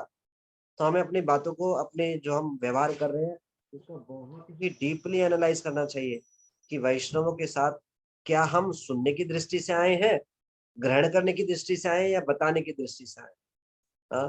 तो ऐसी मूर्खता नहीं करनी चाहिए। वैष्णवों से ग्रहण करने की दृष्टि से जाना चाहिए, उत्तम वैष्णवों के पास सदैव जाना चाहिए। वो आए तो उनके पास दीनहीन अवस्था में उनका आश्रय लेकर उनसे प्रश्न पूछने चाहिए, उनकी सेवा करना चाहिए। और जब प्रसाद अर्पण करें तो बहुत ही सावधानी पूर्वक, बहुत ही प्रेम पूर्वक सर्व करना चाहिए। अपनी सामर्थ्य के अनुसार जो है बहुत ही उचित ढंग से परोसना चाहिए। ऐसा नहीं थाली में डाल रहे हैं ऊपर से टपक रहा है, इस प्रकार से नहीं। या सर्व कर दिया है फिर वापस उसमें लेके जा डाल रहे हैं तो जो करची में या कुछ बचा हुआ है वो टपकते हुए जा रहा है। बहुत ही सावधानी पूर्वक से जब वैष्णवों को सर्व करें तो इस प्रकार से सर्व करें जैसे हम भगवान की ड्यूटी वर्कशिप कर रहे हैं। ध्यानपूर्वक देने की बात, जैसे हम ड्यूटीज की सेवा कर रहे हैं। तो वैष्णव जब उत्तम वैष्णव को सर्व कर रहे हैं, वरिष्ठ वैष्णव को सर्व कर रहे हैं, इतनी सावधानी पूर्वक से सर्व करना चाहिए। स्वच्छता का बहुत ध्यान रखना चाहिए। अशुद्धता नहीं होनी चाहिए व्यवहार में, स्वच्छता का विशेष ध्यान रखना चाहिए, टाइम का विशेष ध्यान रखना चाहिए, और प्रेम पूर्वक यह सर्व करना चाहिए। ये बहुत ही ध्यान देने की बात है। जब कोई ऐसा करता है तो उसके कृष्ण के साथ जो संबंध है वो बहुत तीव्रता से बढ़ जाता है। क्यों? उन वैष्णवों की कृपा मिलती है और वैष्णवों के साथ प्रेम का जो है वो बढ़ जाता है। इस प्रकार से हमें वैष्णवों को अपने यहाँ आमंत्रित करना चाहिए। किन्हीं भक्तों से अगर पूछे जिन्होंने ऐसा अनुभव किया है कि उनके यहाँ पर जो उनके शिक्षा गुरु आ जाए तो उनके लिए कितना बड़ा उत्सव है। पागल हो जाते हैं भक्त लोग इतना इतना सुनने मात्र से कि वो कृपा देने आ रहे हैं।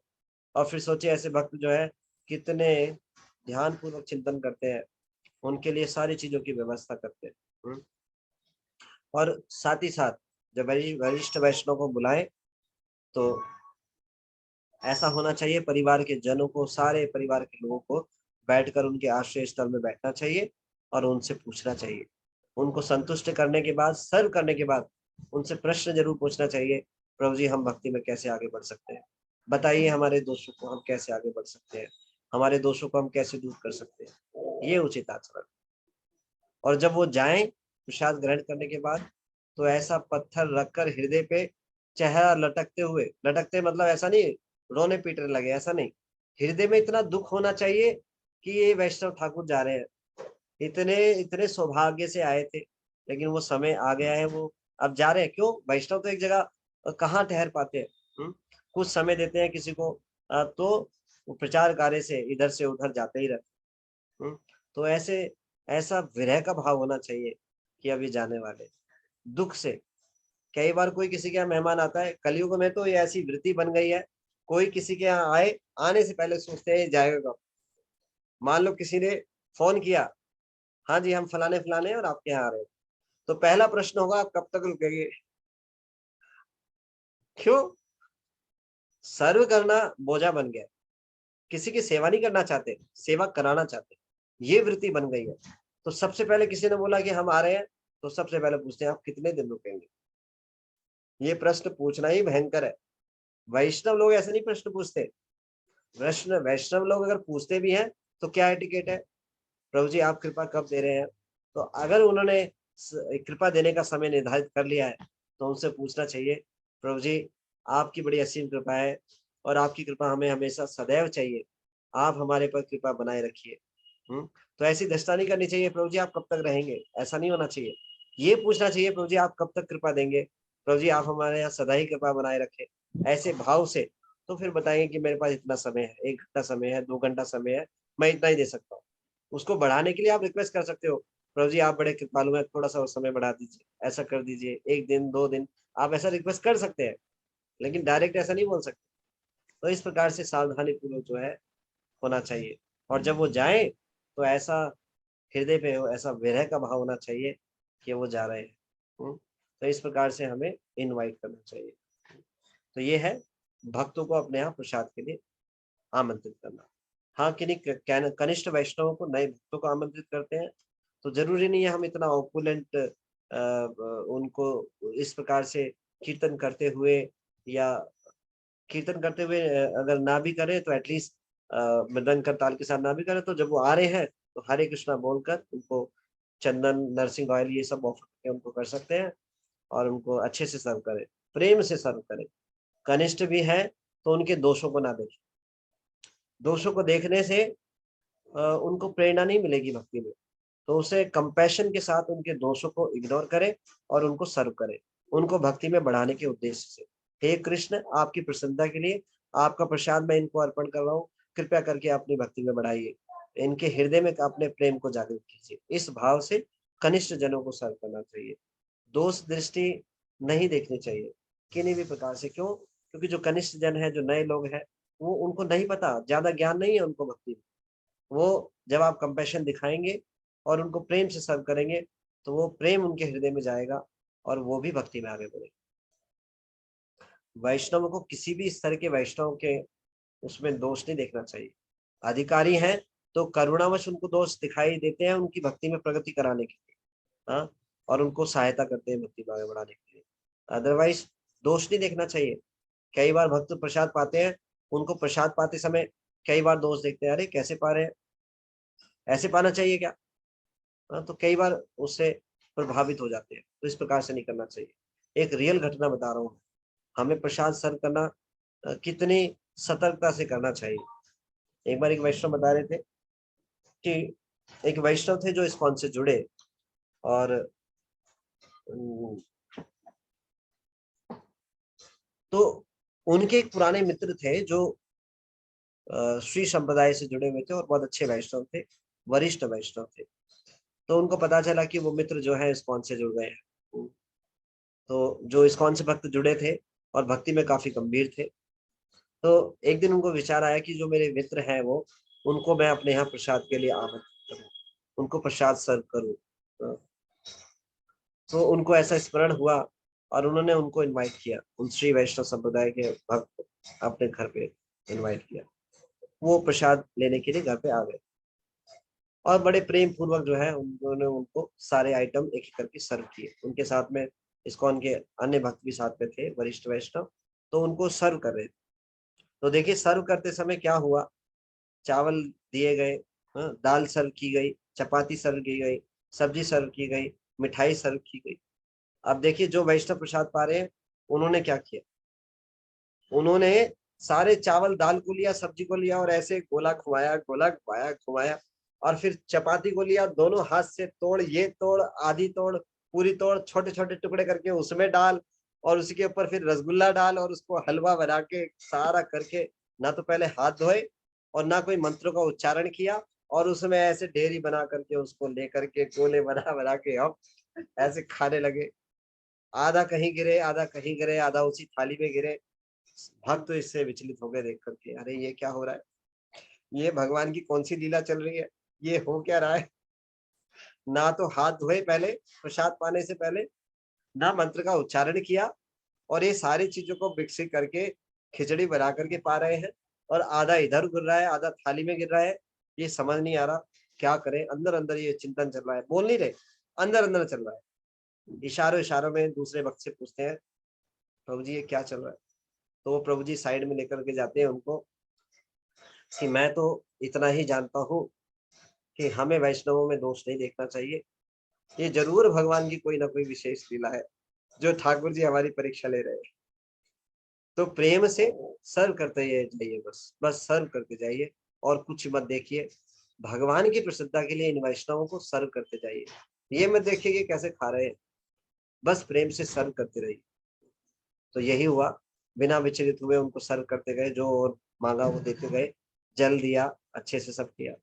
अब पाते पाते रसगुल्ला उन्होंने मतलब बाकी आइटम पाए और रसगुल्ला अच्छा लगा, रसगुल्ला और मंगाए, रसगुल्ला लाए, रसगुल्ला हाथ में लिया, एक इस जेब में, रसगुल्ला हाथ में लिया, एक इस जेब में, और खूब सारे खाए। खाने के बाद में ऐसे करने के बाद उसी से हाथ ऐसे पूछे, ना तो धोए, और जो बचा था उसके बाद पूछने के बाद, चाटने के बाद, उन्हीं कपड़ों से ये पूछ करके सारी अपनी पूरी लीला संपन्न कर ली।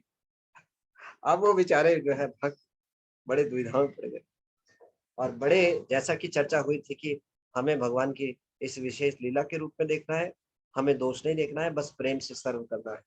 तो उन भक्तों ने वैसे ही किया, उनको जलपान कराया, उसके बाद में बड़े प्रेम से उनको दक्षिणा दी, कुछ दान दिया। ऐसा वैष्णव आपस में कुछ ना कुछ उपहार देते हैं, तो उन्होंने कुछ दान दिया।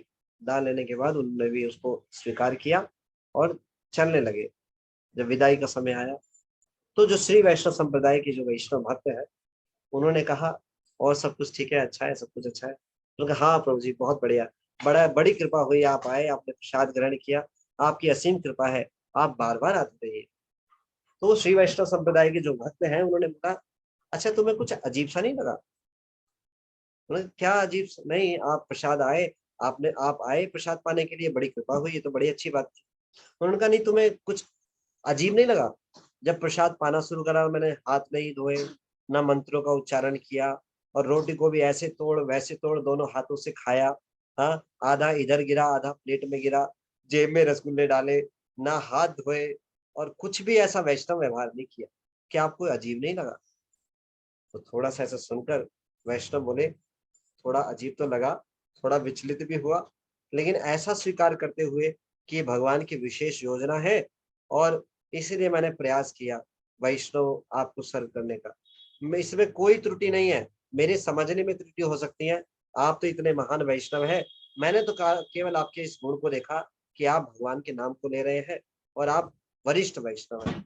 इस भाव को इस बात को देखते हुए इसलिए मैंने आपको प्रेम पूर्वक सर्व करने का प्रयास किया। बाकी दो दृष्टि होने के कारण मुझे ऐसा लगा, लेकिन मैंने प्रयास किया ऐसा बोलते हुए। तो श्री वैष्णव संप्रदाय के बोलते हैं आज तक जीवन में मैंने कभी प्रसाद पाने से पहले ऐसा नहीं कभी मैंने हाथ ना धोए हो, सदैव हाथ धोए हैं। प्रसाद पाने से पहले कभी ऐसा नहीं हुआ मैंने मंत्रों का उच्चारण नहीं किया होगा। हर एक संप्रदाय में भगवान का प्रसाद पाने से पहले कोई ना कोई मंत्र होता है उच्चारण करने का। तो ऐसा कभी नहीं हुआ जो मैंने मंत्रों का उच्चारण ना किया हो, ऐसा कभी नहीं हुआ जो मैंने दोनों हाथों से खाया हो, ऐसा कभी नहीं हुआ हो जो मैं खा रहा हूँ उसी थाली में दोबारा टपक गया हो, ऐसा कभी नहीं हुआ कि मैंने रसगुल्ला लिए हो उनको जेब में भर लिया हो, और ऐसा कभी नहीं हुआ प्रसाद पाने के बाद मैंने हाथों को अपने कपड़ों से ही पूछ लिया। ये मैंने आज जानबूझकर किया। मैं जानना चाहता था कि तुमने अब तक क्या सीखा। तो मैं बड़ा प्रसन्न हूँ कि तुम इस्कॉन से जुड़े और तुमने बहुत कुछ सीखा। जगत गुरु श्रील प्रभुपाद जी की जय। तो कैसा व्यवहार होना चाहिए? विनम्रता का भाव होना चाहिए। तो हमें क्या सोचना चाहिए कि भगवान की विशेष योजना है, भगवान हमको कुछ सिखाना चाहते हैं। तो वैष्णव जो है वो बहुत ही श्रेष्ठ वैष्णव थे, लेकिन इस बात को देखने के लिए वो क्या सीख रहे हैं, इसलिए उन्होंने ऐसी लीला। तो हमें सावधान रहना चाहिए, भक्तों के बीच में सतर्क होकर संग करना चाहिए। तो जब भक्तों को इनवाइट करें तो प्रेम पूर्वक सर्व करें, ये बहुत ही महत्वपूर्ण तत्व है। और जब कोई भक्त हमें इनवाइट करे तो हमें जाना चाहिए, और इस भाव से जाना चाहिए कि हम अगर कोई सीरिया वैष्णव बुला रहे हैं तो ऐसा सोचना चाहिए कि ये बहुत असीम कृपा है, उनकी बहुत करुणा है, वो अपना प्रेम देने के लिए मेरे को बुला रहे हैं। और कोई कनिष्ठ बुलाए, तो नए भक्त बुलाए, तो उनके यहाँ भी जाना चाहिए, उनको संग देने के लिए। संग देने में ये नहीं सोचना चाहिए कि मैं श्रेष्ठ हूँ, इसलिए कि इससे प्रेम व्यवहार होगा, वो भक्ति में आगे बढ़ेंगे, इस भाव से जाना चाहिए। और जब जाएं तो आइटमों की लिस्ट तैयार ना करें, ये होना चाहिए था, वो होना चाहिए था, वो होना चाहिए। सबसे निकृष्ट सोचकर जाना चाहिए कि वो वैष्णव तो मुझे प्रेम देने के लिए बुला रहे हैं, अगर मुझे सूखी चपाती ऐसे भी नमक के साथ खिलाएंगे तो वो भी सफिशिएंट है, इस भाव से जाना चाहिए। ये नहीं सोचना चाहिए कि ये सर्व नहीं किया, वो सर्व नहीं किया, ये सर्व नहीं किया, इस भाव से नहीं। तो प्रेम मुख्य तत्व है, अगर प्रेम से अर्पण कर रहे हैं तो उसको स्वीकार करना चाहिए। तो ये बहुत महत्वपूर्ण तत्व है, प्रेम का आदान प्रदान। प्रेम के लिए भगवान विदुर रानी के छिलके भी खा लेते हैं, लेकिन दुर्योधन के 56 भोग स्वीकार नहीं करते भगवान। तो प्रेम मुख्य तत्व है, किसी को बुलाएं प्रसाद के लिए तो प्रेम मुख्य तत्व है, और जाएं तो भी मुख्य तत्व प्रेम ही है। और कैसा प्रेम? कृष्ण को केंद्र में रखते हुए। तो ये क्या है? ददाति प्रति गणाति वयम अख्याति वर्षति भुजते भोजते चैव षड्विधि प्रीति लक्षणम। तो ये था चौथा श्लोक। तो अभी हम 5वें श्लोक को पढ़ेंगे। 5वां श्लोक है इस प्रकार। कृष्णैस्य यस्या गिरितं मनसा इन्द्रियेता दीक्षासि चेत् प्रणतिभिः भजन्तम् ईशं शुश्रूषया भजन विज्ञा मनन अनन्यमन्ये निंदादि शून्यम हृदयम इप्सितम संलभ्य। अनुवाद। मनुष्य को चाहिए कि जो भक्त भगवान कृष्ण के नाम का जप करता है उसका मन से आदर करे। उसे चाहिए कि वह उस भक्त को सादर नमस्कार करे जिसने आध्यात्मिक दीक्षा ग्रहण कर ली है और जो अर्चा विग्रह के पूजन में लगा हुआ है, और उसे चाहिए कि वह उस शुद्ध भक्त की संगति और करे और श्रद्धा पूर्वक उसकी सेवा करे जो अनन्य भक्ति में आगे बढ़ा हुआ है और जिसका हृदय दूसरे की आलोचना करने की प्रवृत्ति से सर्वदा मुक्त है। तो 3 प्रकार के वैष्णवों से कैसा आदान प्रदान होना चाहिए, ये इस श्लोक में बताया गया है। जो एक बार भी भगवान का नाम लेता है, हमें उसको वैष्णव स्वीकार करना चाहिए, उसका आदर करना चाहिए, उसको नमस्कार करना चाहिए। वैष्णवों को नमस्कार करना ये बहुत ही महत्वपूर्ण तत्व है। वैष्णव को कभी भी इग्नोर नहीं करना चाहिए। वैष्णव को अगर वैष्णव को इग्नोर करते हैं तो ये अपराध की जो है उनके प्रति शुरुआत हो जाती है। हंति निंदन्ति ना अभिनंदन्ति, ये 6 प्रकार के हैं। द्वेष्टि, ना हर्षति, ऐसे करके 5-6 तत्व है। तो ये वैष्णव के प्रति अपराध माना जाता है। अगर आप वैष्णव को प्रणाम नहीं कर रहे हैं इसका मतलब अहंकार का भाव है, वैष्णव के सामने नहीं झुक रहे। तो जरूरी नहीं है कोई नया भक्त और वैष्णव उत्तम वैष्णव के बारे में ये हमारे लिए है, दूसरों के लिए नहीं है। जो वरिष्ठ वैष्णव है इतना बिजी है, उनके पास समय ना भी हो तो ऐसा नहीं सोचना चाहिए कि वो हमें प्रणाम करेंगे। हमारा कर्तव्य उन्हें प्रणाम करना, हमें अपने शुद्धिकरण के लिए प्रणाम करना है। और विनम्रतावश उत्तम वैष्णव जो वरिष्ठ वैष्णव है वो भी प्रणाम करते हैं, लेकिन अगर वो नहीं कर पा रहे हैं तो वो इतने बिजी हैं और इतने लोगों से मिलना होता है, तो अगर वो बार बार प्रणाम करेंगे तो प्रणाम ही करते रहेंगे, है ना। इस प्रकार से हमें पता होना चाहिए, कभी हम उनमें दोष देखें, है ना। तो ये जो है, जो एक बार भी नाम लेता है कृष्ण का, उसको हमें आदर करना चाहिए, जो भगवान का नाम लेता है, और उसको नमस्कार। और जो है, जो आध्यात्मिक दीक्षा ग्रहण कर ली है, जो मध्यम वैष्णव है, उनका सदैव जो है उनका आदर करना चाहिए और प्रेम पूर्वक आदान प्रदान करना चाहिए।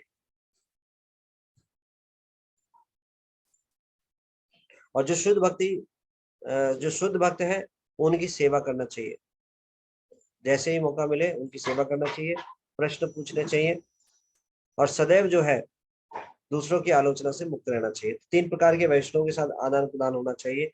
किस प्रकार से?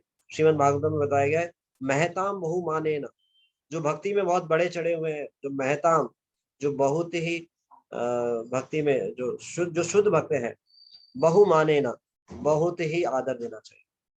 जब वो समक्ष हो तो हमारा जो मुंह है वो बंद हो जाना चाहिए, है ना। उनके समक्ष सावधान पूर्वक रहना चाहिए। एक हृदय में जो भय है वो भी बड़ा उचित है भक्ति में आगे बढ़ाने वाला। सम्मान के साथ जो भय होता है ये बड़ा उचित है, ये होना चाहिए हमारे हृदय में।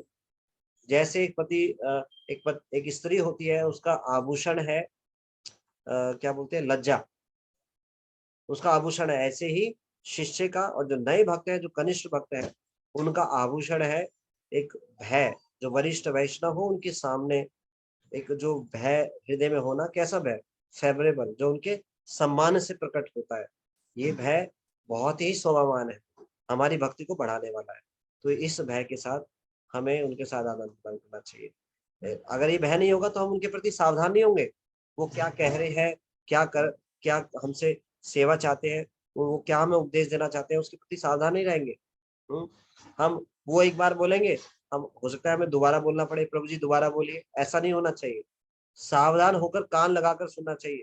जब श्रील प्रभुपाद जी मॉर्निंग वॉक पे जाते थे तो श्रील प्रभुपाद जी के कान के इर्द गिर्द, मतलब मुख के, उनके मुखार बिंद के आसपास ही कान की फ्रिक्वेंसी रहती थी सभी की। वो चाहे चल रहे हैं, तन उनका चल रहा है, लेकिन कान की फ्रिक्वेंसी कहाँ पर है? उनके मुखार बिंद में। वो क्या बोलने वाले हैं? अगर ऐसी चेतना नहीं होती तो श्रील प्रभुपाद जी के ये अमृत वाणी, उनके वचन आज हमें मिल नहीं रहे होते। उन्होंने हर एक शब्द को रिकॉर्ड किया। क्यों? इतने सावधान थे। तो उनको भी भक्ति का लाभ हुआ और दूसरों का भी हुआ। इसलिए वरिष्ठ वैष्णव समक्ष हो तो सावधान होकर पूर्णतः आदर पूर्वक उनके साथ व्यवहार होना चाहिए। सावधानी पूर्वक वो क्या बोलने जा रहे हैं उसको सुनने के लिए तत्पर रहना चाहिए। इग्नोर नहीं करना चाहिए, बाकी चीजों में नहीं लग जाना चाहिए।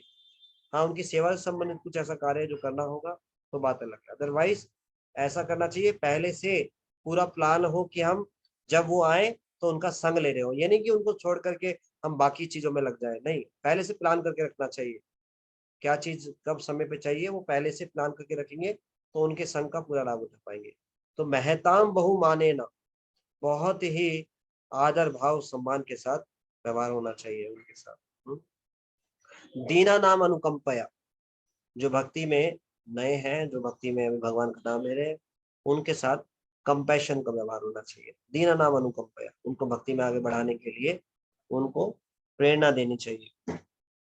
उनको हर समय डांटते रहना नहीं चाहिए, अच्छा ऐसे बोला था, ऐसे क्यों कर दिया, इस प्रकार से नहीं। कंपैशन होना चाहिए कि अच्छा अभी ऐसा किया है, आगे से ध्यान रखना, इसको ऐसे अच्छे करना, भक्ति में बाधा पड़ेगी, भक्ति में आगे नहीं बढ़ पाएंगे। इस प्रकार से बारंबार समझाना। और जो उत्तम वैष्णव है उनकी सेवा करना। और जो मैत्री मात्र तुल्य, जो हमारे समकक्ष भक्त है उनके साथ मित्रता का व्यवहार होना। उनको बहुत ज्यादा ज्ञान नहीं दिखाना चाहिए, है ना, इसलिए उनके समक्ष जो है मैत्री पूर्वक व्यवहार होना चाहिए। तो ये बहुत ही आवश्यक है, ये श्लोक में बताया।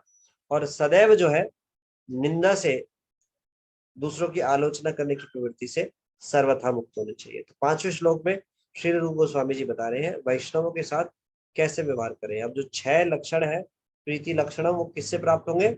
जब वैष्णवों के साथ आदान प्रदान करेंगे।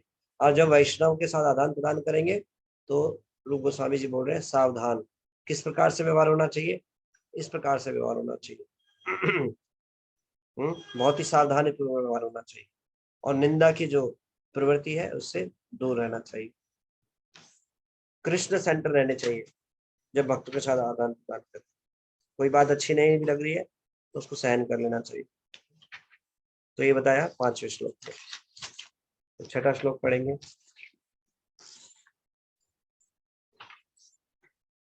दृष्टे स्वभाव जनिते वपुष्य दोषे न प्रकृतिम एवं भजत भक्त जनस्य पश्येत् गंगां भसाम्ना खलु बुद्बुद फेन पंके ब्रह्म दिव्यतम अपगच्छति नीरधर्मे। तो श्लोक में श्री रूप गोस्वामी जी बता रहे हैं, अपनी मूल कृष्ण भावना भावित स्थिति में रहते हुए शुद्ध भक्त अपने आप को शरीर नहीं मानता। ऐसे भक्त को भौतिकवादी दृष्टिकोण से नहीं देखा जाना चाहिए। निसंदेह भक्त के निम्न कुल में उत्पन्न होने, उसके कुरूप चेहरे, विकृत शरीर या रोगी अथवा अशक्त शरीर की परवाह नहीं करनी चाहिए। साधारण दृष्टि से ऐसे दोष शुद्ध भक्त के शरीर में प्रकट दिख सकते हैं, लेकिन इन सब दिखने वाले दोषों के बावजूद शुद्ध भक्त का शरीर कभी दूषित नहीं हो सकता।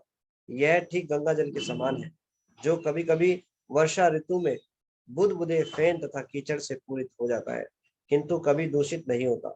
अतएव जो लोग आध्यात्मिक ज्ञान में उन्नत हैं, वे जल की अवस्था का विचार किए बिना गंगा में स्नान करेंगे। तो 5वें श्लोक में जो बताया भक्तों के साथ किस प्रकार से व्यवहार करना चाहिए, किस दृष्टिकोण से करना चाहिए, निंदा प्रवृत्ति से मुक्त होकर। तो 6ठे श्लोक में बता रहे हैं कि जो वैष्णव है उसको भौतिक दृष्टि से नहीं देखना चाहिए, उसको शास्त्र चक्षु से देखना चाहिए। वैष्णवों को जैसे गंगा है वो हमेशा पवित्र है, हमेशा दूसरों को शुद्ध करने वाली है, ऐसे ही वैष्णव जो है वो हमेशा दूसरों को पवित्र करने वाले हैं, दूसरों को शुद्ध करने वाले हैं। तो उनको भौतिक दृष्टि से नहीं देखना चाहिए। कैसे? काला वैष्णव, गोरा वैष्णव, अमेरिकी वैष्णव, रशियन वैष्णव, इस प्रकार से नहीं बोलना चाहिए। वैष्णवों का कोई भौतिक उपाधि नहीं होती। वैष्णव जो है भगवान के प्रियजन है। तो इस प्रकार की भेद बुद्धि नहीं होनी चाहिए। या कोई शारीरिक अगर उनमें अक्षमता भी है तो उसका जो है उसकी तरफ ध्यान नहीं देना चाहिए। निम्न कुल में उत्पन्न हुए हो, कुरूप हो, सुंदर ना हो, विकृत शरीर या रोगी हो, या अशक्त शरीर हो, शरीर में कोई कमी हो, इन दोषों को नहीं देखना चाहिए। वैष्णव का केवल एक ही रिलेशनशिप है, वैष्णव का एक रिलेशनशिप है कि वो भगवान के प्रियजन है, भगवान को अत्यंत प्रिय है। बाहरी रूप से शारीरिक दोषों को नहीं देखना चाहिए, क्योंकि कई बार ये भौतिक बुद्धि होने के कारण हम वैष्णव को भौतिक बुद्धि से देखते हैं और फिर घृणा करते हैं, अरे इनमें ये बीमारी है, इससे थोड़ा दूर रहो, बच के रहो। इस प्रकार से चैतन्य चरितामृत में चैतन्य महाप्रभु की एक लीला है इससे संबंधित, किसी को स्मरण आ रही है? ऐसे कई उदाहरण है, ऐसे कोई बता सकते हैं कि वैष्णवों के शरीर के दोषों को ना देखते हुए व्यवहार करना चाहिए?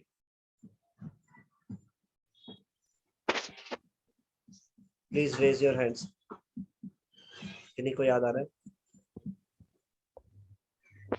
हरे कृष्णा प्रभु जी, दंडवत प्रणाम। यस माता जी, हरे कृष्णा। हाँ प्रभु जी, एक दिन प्रभु जी के लेक्चर में सुना था, उनके कोई वरिष्ठ वैष्णव थे, तो उनके बॉडी से पीक निकल रहा था प्रभु जी। तो एक और महान वरिष्ठ प्रभु जी ने उनको गले से लगाया और कहा कि ये तो चंदन का लेप है। कुछ कुछ ऐसे याद आ रहा प्रभु जी। मैं कहीं गलत हूँ तो मुझे माफ कर देना प्लीज। नहीं सही, ठीक है माता जी, आप सही बोल रहे हैं। आप हेल्प कर सकते हैं यश अग्रवाल प्रभु जी। हरे कृष्ण प्रभु जी, धन्यवाद प्रणाम। हरे कृष्ण प्रभु जी, आवाज आ रही है? यस प्रभु जी।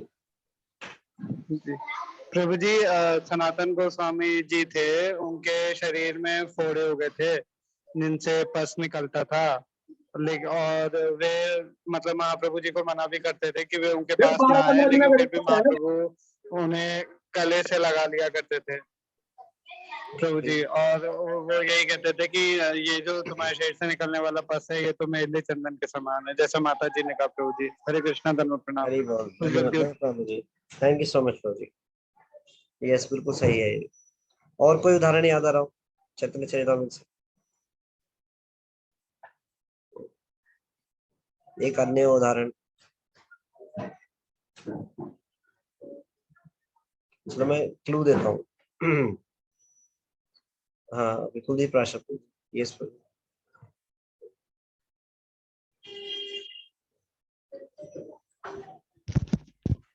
हरे कृष्ण भजन प्रणाम। हरे कृष्ण। प्रभु जी, वो जो सार्वभौम भट्टाचार्य के जो जमाई थे प्रभु जी, उनके भी शरीर में फोड़े हो गए थे तो महाप्रभु ने उनको गले लगाया। वेरी नाइस, ये भी उदाहरण आता है। ठीक है, हालांकि उनको जो हुए थे फोड़े वो उनके ही अपराध के कारण हुए थे, लेकिन वो सार्वभौम भट्टाचार्य के जो दामाद थे उन पर कृपा करने के लिए चैतन्य महाप्रभु ने उनको गले लगा दिया, उनका वो समाप्त हो गया। ठीक है, ये भी आ सकता है। एक और उदाहरण है, और किसी को याद आ रहा है? एक और उदाहरण आता है, जो भक्त थे प्रहलाद महाराज के भाव में, कोई बता सकते हैं? अभी तो 1 किलो हो गया।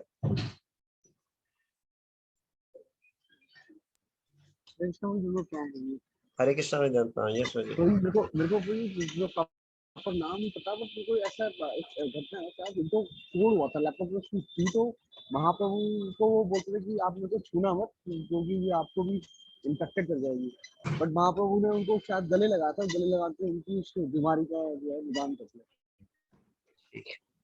ऐसी जब चैतन्य महाप्रभु साउथ यात्रा पे जाते हैं, साउथ इंडिया यात्रा पे जाते हैं, तो एक वैष्णव मिलते हैं वासुदेव विप्र, है ना। उनके शरीर से भी इस प्रकार से उनके वो कीड़े अगर गिर भी जाते थे तो उनको उठा करके वापस अपने शरीर पे रख लेते थे। तो चैतन्य महाप्रभु ने उनको भी कृपा की थी, उनको गले लगा करके। ठीक है, thank you.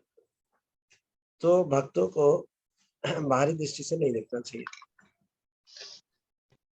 Mehul Prabhu ji, yes प्रभु जी। हरे कृष्ण प्रभु जी। प्रभु जी, ये जो हम भागवतम डिस्कस कर रहे थे, भागवतम में हमने जब 10वें स्कंद के 20वें अध्याय की चर्चा कर रहे थे ना, तो 13वें श्लोक में सारे एग्जांपल जो अभी प्रभु जी ने सुनाए, हमने कोट किए थे। तो वासुदेव की पूरी कहानी नहीं पता था, पर लिख के रखा था कि हाँ ये रेफरेंस भी है वासुदेव का भी, और जो सनातन गोस्वामी का था वो भी, मतलब प्रभु जी ने इस 13वें श्लोक में कोट किया था। तो मैंने उस तरह से पूरा लिख के ही रखा था, पर इसमें चर्चा की थी हमने ये वाले श्लोक में। Thank you so much. तो भक्तों को कभी भी हमें भौतिक दृष्टि से नहीं देखना चाहिए, हमेशा सदैव शास्त्र से देखना चाहिए। तो अगर शारीरिक विकार हो भी तो हमें कैसा देखना चाहिए? हाँ, इसी प्रकार से देखना चाहिए कि ये भगवान के प्रियजन है। शारीरिक अक्षमताएं हो सकती हैं, वो तो किसी की भी हो सकती है, हमारी भी हो सकती है, आने वाले समय में हमारी भी हो सकती है। तो हमें इस प्रकार का भाव नहीं होना चाहिए, शारीरिक दोषों को नहीं देखना चाहिए और उनके साथ आदान प्रदान करना चाहिए। जब आप 6 प्रकार के आदान प्रदान करोगे तो चैतन्य जो रूप गोस्वामी जी हैं वो सावधान करना चाहते हैं, इन आदान प्रदानों को हम कंडीशन ना रखें कि ये ऐसा वैष्णव है तो इसके साथ व्यवहार करूंगा मैं या नहीं करूंगा। वैष्णव वैष्णव है, बाहरी शारीरिक दृष्टि से हमें उनको नहीं देखना चाहिए। जो भगवान के भक्त हैं उनके साथ हमें व्यवहार करना चाहिए, आदान प्रदान करना चाहिए। संसार के लोगों के साथ व्यवहार नहीं करना चाहिए, अभक्तों के साथ नहीं, भक्तों के साथ में व्यवहार करना चाहिए। प्रीति के लक्षण प्रकट होंगे, प्रीति प्रकट होगी भगवान के प्रति। तो एक तो वैष्णवों के समाज में आप देखेंगे गिने चुने लोग मिलेंगे, उसमें भी अगर हम ये दृष्टिकोण करेंगे तो क्या होगा हमारा? पहली बात तो ढूंढे ही वैष्णव नहीं मिलते। कहाँ मिलते हैं वैष्णव? हजारों हजारों में कोई दुर्लभ ही मिलते हैं वैष्णव, है ना। उसमें हमें इस प्रकार की भेद बुद्धि होंगी तो हमारा क्या होगा?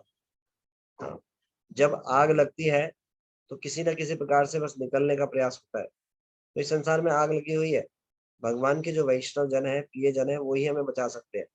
इसीलिए अगर हम दोष करेंगे तो अपने आप अपने पतन का कारण बनेंगे, इस संसार में ही रह जाएंगे। तो इसलिए वैष्णवों को प्रसन्न करने का प्रयास करना चाहिए, अपने मन से उनके बारे में अच्छा सोच करके, कभी उनके प्रति किसी भी प्रकार का गलत भाव नहीं होना चाहिए। वचनों के द्वारा कभी भी खराब वचन नहीं बोलना चाहिए, उनको प्रसन्न करना चाहिए। और काया द्वारा यथासंभव जितनी हो सकती है उनकी सेवा करें। तो मना काया वाक्य हमें वैष्णवों को संतुष्ट करने का प्रयास करना चाहिए, बाहरी दृष्टिकोण से वैष्णवों को नहीं देखना चाहिए। तो ये 7वें श्लोक में बताया। और इसके बाद जो है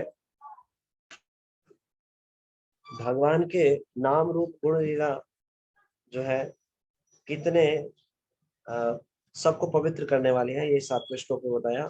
स्यात् कृष्णाम चरितादि अपि अविद्या वितोपतप्तरसनस्य न रुचिकानो किंत्वाद अनुदिनं खलु सैव जुष्टा स्वादिक्रमात् भवति तद्गत मूलहंत्री।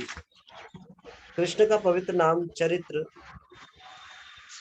लीलाएं तथा कार्यकलाप सभी मिश्री के समान आध्यात्मिक रूप से मधुर हैं। यद्यपि अविद्या रूपी पीलिया रोग से ग्रस्त जीव, रोगी की जीव किसी भी मीठी वस्तु का स्वाद नहीं ले सकती, लेकिन यह आश्चर्य की बात है कि इन मधुर नामों का नित्य सावधानी पूर्वक कीर्तन करने से उसकी जीव में प्राकृतिक स्वाद जागृत हो उठता है और उसका रोग धीरे धीरे समूल नष्ट हो जाता है। तो ग्लोरीज ऑफ भगवान के नाम का, भगवान के लीला गुण रूप नाम लीला का, उनकी ग्लोरीज के बारे में श्लोक में बता रहे हैं कि ये कैसे हैं, मिश्री के समान।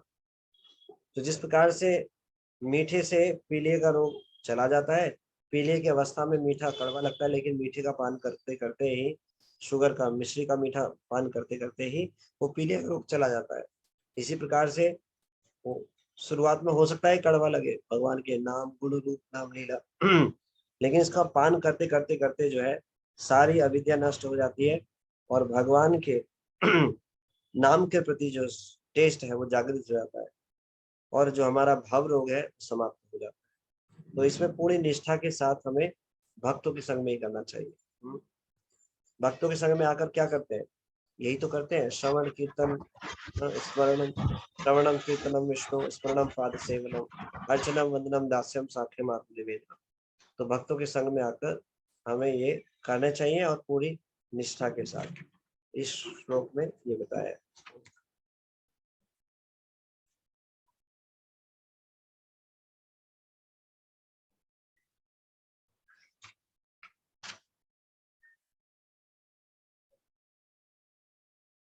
तो तात्पर्य में श्रील प्रभुपाद जी बताते हैं, जो हमारा रोग है वो कहाँ है, हृदय में रहता है, किंतु यदि मन स्वच्छ किया जाता है, यदि चेतना शुद्ध हो जाती है, तो भाव रोग से व्यक्ति को हानि नहीं हो सकती।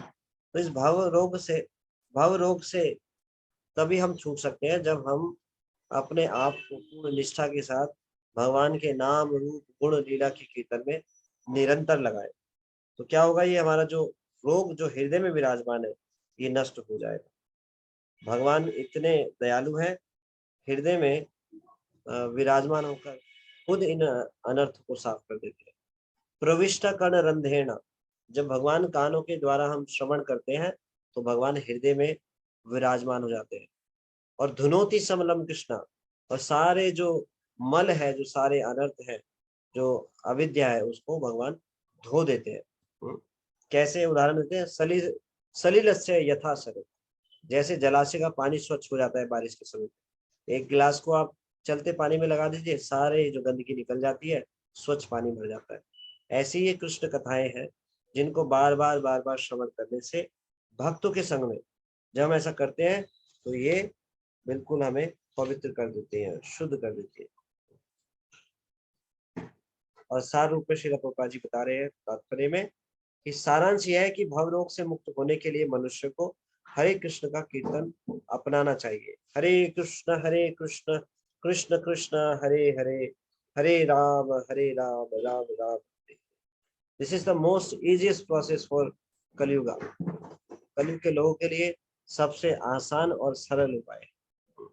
तो हमें निष्ठा के साथ, निष्ठा का मतलब क्या है, दृढ़ता पूर्वक एकमात्र कृष्ण को की शरण लेकर, आश्रय लेकर इस भजन को करना दृढ़ता पूर्वक, ये निष्ठा की स्थिति है। तो हमें जो है इसको करना चाहिए। इससे क्या होगा, हमारे चित्त का मार्जन होगा और हमारी अविद्या जो है दूर हो जाएगी। कृष्ण सूर्य सम माया है अंधकार, यहाँ कृष्ण नाही तहाँ माया राधिका। तो जहां पे कृष्ण विराजमान है वहां पर माया नहीं होती। तो जो कृष्ण है उनको हमें हर क्षण हर सेकंड जो है अपने स्मरण में रखना चाहिए और प्रयास करना चाहिए वैष्णव की परिधि में रहे तो स्मरण अनायास ही बना रहे। कभी वैष्णव की ऐसा नहीं होता कि वो स्मरण ना हो। वैष्णवों के संग में भगवान का ही स्मरण होता है, अन्य कोई स्मरण होता ही नहीं। भक्त संग में होंगे, पूछेंगे अच्छा बताइए कौन सा श्लोक याद करा, कल कौन सा वैष्णव भजन पढ़ा, कल क्या किया, क्या रीडिंग की, क्या हियरिंग की, कल क्या सेवा की, तो यही तो चिंतन होगा। तो इसीलिए वैष्णवों के नजदीक रहें और विशेष तौर पर ऐसे भक्तों के नजदीक रहें जो वरिष्ठ वैष्णव है, जो हमें, जिनके ऊपर हमारी अथॉरिटी, जो जिनकी हमने अथॉरिटी स्वीकार की है, वो हमारे दोषों को बताएंगे और हम उनको दोषों को दूर करने में अपनी शक्ति को लगाएंगे। ऐसे भक्तों का संग ना करें जो केवल प्रशंसा ही करते हैं। कनिष्ठ नए भक्त जो है वो आपने हमें वरिष्ठ समझकर हमारी हमेशा प्रशंसा ही करेंगे और अंदर हमें पता है हमारे हृदय में क्या है। उन प्रशंसा को सुन करके हमारे अनर्थ ही बढ़ेगा। और हम अगर हम वरिष्ठ वैष्णव का संग नहीं कर रहे हैं, उनसे अपने दोषों को जानने का प्रयास नहीं कर रहे हैं, तो भक्ति में प्रगति नहीं होगी। नहीं तो भक्तों में भी हम सेलेक्टिव भक्तों का संग करते हैं, उन भक्तों को करते हैं जिनके पास में जाकर के गुणगान सुनने को मिलता है, जो हमारे कानों को प्रिय लगती है। किसकी कथा? कृष्ण कथा नहीं, हमारी कथा। प्रभु जी भक्ति तो है, हम कृष्ण के भक्तों से संबंधित जो कथा है वो कृष्ण कथा ही तो है। चर्चा किसकी हो रही है? भगवान की हो रही है। मैं भी तो भगवान का भक्त हूँ, थोड़ा सुन लेता हूँ अपने बारे में, बड़ा अच्छा लग रहा है, आनंद आ रहा है। नहीं, आनंद नहीं आ रहा है, अनर्थ बढ़ रहे हैं। अपनी ग्लोरिफिकेशन सुन करके अनर्थ ही बढ़ेंगे। तो केवल उन्हीं भक्तों के प्रति लाला इतना हो जो हमारी प्रशंसा करते हैं, हमारा गुणगान करते हैं, हमारे दोषों को हमें नहीं बताते। जो दोषों को बताते हैं उनके पास तो जाते भी नहीं है और मन ही मन बोलते हैं बड़े आए करेक्ट करने वाले, खुद तो इतने सारे दोष भरे पड़े हैं, हमें करेक्ट करने आए। ऐसा विद्रोही भाव होना, वो अपना सत्यानाश कर रहा है और कुछ नहीं कर रहा है, अपने आप में भ्रम में है। जो भौतिकवादी है वो भ्रम में है, लेकिन जो भक्ति में भ्रम में हो उसका कैसे होगा? इसलिए भक्ति में रहकर भ्रम में नहीं रहना चाहिए, हमेशा अपने शिक्षा गुरु की परिधि में रहना चाहिए, उनके आसपास रहना चाहिए, उनको विजिबल होना चाहिए हमारी साधना, हमारे कार्य, जिससे कि वो हमें बता सके ये गड़बड़ चल रही है, भक्ति नहीं हो रही, कुछ और कर रहे हो प्रभु जी, थोड़ा ध्यान दो, तो हम बचे रहेंगे। नहीं तो क्या होगा, कब माया उड़ा के ले जाएगी पता नहीं चलेगा। तो इसीलिए भक्तों के संग में कृष्ण कथा करें और विशेष रूप से वरिष्ठ वैष्णव अपने जो शिक्षा गुरु हैं उनकी परिधि में रहे, उनके प्रॉपर कम्युनिकेशन में रहे, हर चीज के बारे में उनको बता देना चाहिए। जब हम डॉक्टर के पास जाते हैं तो सोचिए कोई ऐसा रोग हो जाए जो हम किसी के सामने प्रकट नहीं कर सकते, क्या हम डॉक्टर के सामने प्रकट नहीं कर सकते? करते हैं कई बार किसी को ऐसी बीमारी हो गई जो हमारे ऐसे अंगों में बीमारी हो जाए तो डॉक्टर बोले तो उसको दिखाते हैं, उसको अंग को भी उगाड़ कर दिखाते हैं कि देखिए ये रोग हो गया। हाँ, डॉक्टर उसको ठीक कर देता है। इसी प्रकार से अपने शिक्षा गुरु के सामने कुछ नहीं छुपाना चाहिए, उनको सब कुछ बताना चाहिए। बताएंगे तो भक्ति में आगे प्राप्त बढ़ेंगे और कृष्ण प्रेम प्राप्त करेंगे। तो ये बहुत महत्वपूर्ण है। तो मुझे लगता है आज यही 7 श्लोक तो कर पाए। तो आप सब भक्तों का बहुत बहुत धन्यवाद मुझे सहन करने के लिए। जो भी अब त्रुटि हो उसके लिए क्षमा करना। आगे प्रभु जी इसको विस्तार से कराएंगे। ये जस्ट हमने इसको पढ़ा कि 2-3 दिन क्या करें, तो इसलिए हमने थोड़ा सा इसको पढ़ने का प्रयास किया। ऑल्दो सभी भक्तों ने इसको विस्तार से इवनिंग क्लास में उपदेशामृत ग्रंथ को कराया था, तात्पर्य के साथ में पहले ही करा चुके हैं भक्त लोग, बहुत विस्तार के साथ से सभी भक्तों ने बताया था। तो जस्ट इसकी दृष्टि से कि हम इस समय का उपयोग कर पाए और विशेष रूप से मेरे शुद्धिकरण के लिए मैं इसको ऐसे दोहराने का प्रयास किया। आप सब भक्तों का बहुत बहुत धन्यवाद। Thank you so much. Srila उपदेश श्रील रूप गोस्वामी जी की जय, श्रील उपदेशामृत ग्रंथ की जय, जय गुरु श्रील प्रभुपाद जी की जय। किसी कोई प्रश्न है, कोई टीका टिप्पणी है तो प्लीज बता सकते हैं, कोई प्रश्न है तो पूछ सकते हैं। हरे कृष्णा प्रभु जी, दंडवत प्रणाम। हरे कृष्णा माता जी। यस माता। हाँ प्रभु जी, एक क्वेश्चन है, थोड़ा इस टॉपिक से हटके हैं, जो लेक्चर हुआ इससे थोड़ा हटके हैं। जी माता जी। प्रभु जी, अच्छे लोगों के साथ बुरा क्यों होता है? क्या ये हमारे पूर्व जन्म का अकाउंट है, कर्मास है? प्लीज प्रभु जी एक्सप्लेन। ओके, थैंक यू माता जी, बहुत अच्छा प्रश्न है आपका। सबसे पहले प्रश्न ये आता है, हम ये सोचते हैं कि अच्छे लोगों के साथ बुरा क्यों होता है, बुरे लोगों के साथ अच्छा क्यों होता है। तो पहली बात तो ये समझ लेना चाहिए कि ये संसार को चलाने वाले कौन है? भगवान। और भगवान जो है परम पूर्ण है, उनके कार्यों में त्रुटि नहीं होती। मान लो एक गवर्नमेंट में रहकर कोई अपराधी पाप कर्म करे तो किसी प्रकार से वो एक बार को बच सकता है, कोई कपटता करके या कुछ ऐसा करके, लेकिन जो भगवान के नियम है उनसे कोई नहीं बच सकता। तो जिसको भी इस संसार में सजा मिल रही है वो उसके ही कर्मों का फल है। हो सकता है वो भारी रूप से बहुत ही अच्छा दिखाई देता हो। जो व्यक्ति कृष्ण से विद्रोह करे वो अच्छा कैसे हो सकता है? इस संसार में जितनी भी जीवात्माएं हैं, हाँ, वो सब विद्रोही जीवात्माएं हैं। ये सबसे बड़ा पाप है, विद्रोह करना। जो भगवान से विद्रोह कर सकता है वो किसी के साथ भी विद्रोह कर सकता है। तो इस संसार में हम भगवान से विद्रोह करने के कारण पड़े हुए हैं। तो सबसे बड़ा पाप तो हमारा यही है। और बाकी जो है इस संसार में जो कर्म का फल है वो परफेक्टली दिया जाता है, उसमें कोई त्रुटि नहीं होती। तो जिसको भी वो फल मिल रहा है वो उसके ही कर्मों का फल मिल रहा है। वो हो सकता है इस जन्म का ना हो, लेकिन हम ये शरीर तो नहीं है, हम आत्मा है। आत्मा जितने भी शरीर धारण कर रही है और दोषपूर्ण कार्य कर रही है, भगवान की तरफ नहीं जा रही है, तो उसको उसका फल मिलेगा। कोई फल जो है 10, कोई पौधा 10 दिन में फल दे देता है, कोई 100 दिन में देता है, कोई हजारों वर्षों में देता है। तो एक कर्म करने पे उसका बीज बो दिया जाता है, उसका फल मिलता है उसकी परिपक्व अवस्था पे। तो ऐसे कर्म जिनका बीज हमने पिछले जन्मों में बोया था उसका फल इस जन्म में मिलेगा। तो इस जन्म में हो सकता है हम सतोगुणी हो और ऐसे कार्य का प्रयास कर रहे हो, लेकिन भगवान की भक्ति नहीं कर रहे हो, तो वो कर्मों का फल हमें मिलेगा, 100% मिलेगा। तो हम ये नहीं कह सकते कि वो अच्छा व्यक्ति है, उसको बुरा उसके साथ क्यों हो रहा है, उसके ही कर्मों का फल उसको मिलता है।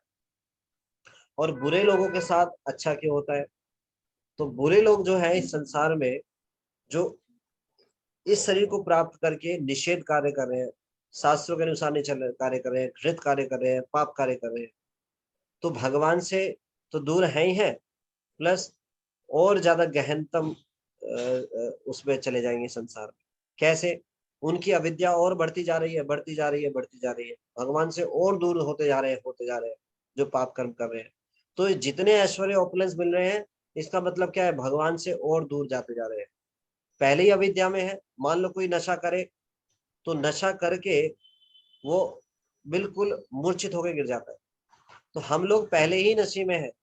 हम अपने आप को शरीर मानते हैं, हम ये नहीं मानते कि हम भगवान के अंश है, हम आत्मा है, भगवान के सेवक है। ऊपर से शराब पी लें तो और ज्यादा नशे में चले गए। ऐसे ही जो इस संसार के ऐश्वर्य प्राप्त करके और ज्यादा अविद्या में चले जाते हैं, तो वो ये अच्छा कार्य नहीं है। उनके साथ तो ज्यादा बुरा हो रहा है, ज्यादा भयंकर उनकी गति हो रही है। तो ये अच्छे लोगों के साथ बुरा क्यों होता है, बुरे लोगों के साथ अच्छा क्यों होता है? संसार की समझ में वो दृष्टिकोण ही अलग है। अच्छा तो यही है कि भगवान की भक्ति में लगा जाए, फिर बाहरी रूप से कितने ही कष्ट क्यों ना हो, कोई फर्क नहीं पड़ता। भक्त लोग कैसी भी कष्टमय स्थिति में हो विचलित नहीं होते, प्रसन्न रहते हैं। हरे कृष्णा कृष्ण कृष्ण हरे हरे, हरे राम राम राम हरे हरे।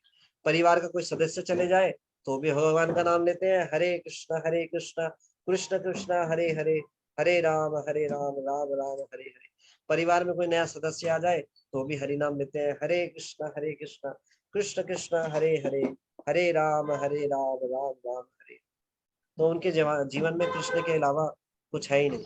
जो कृष्ण का स्मरण करता है वही संसार में प्रसन्न है, बाकी सब दुखी है।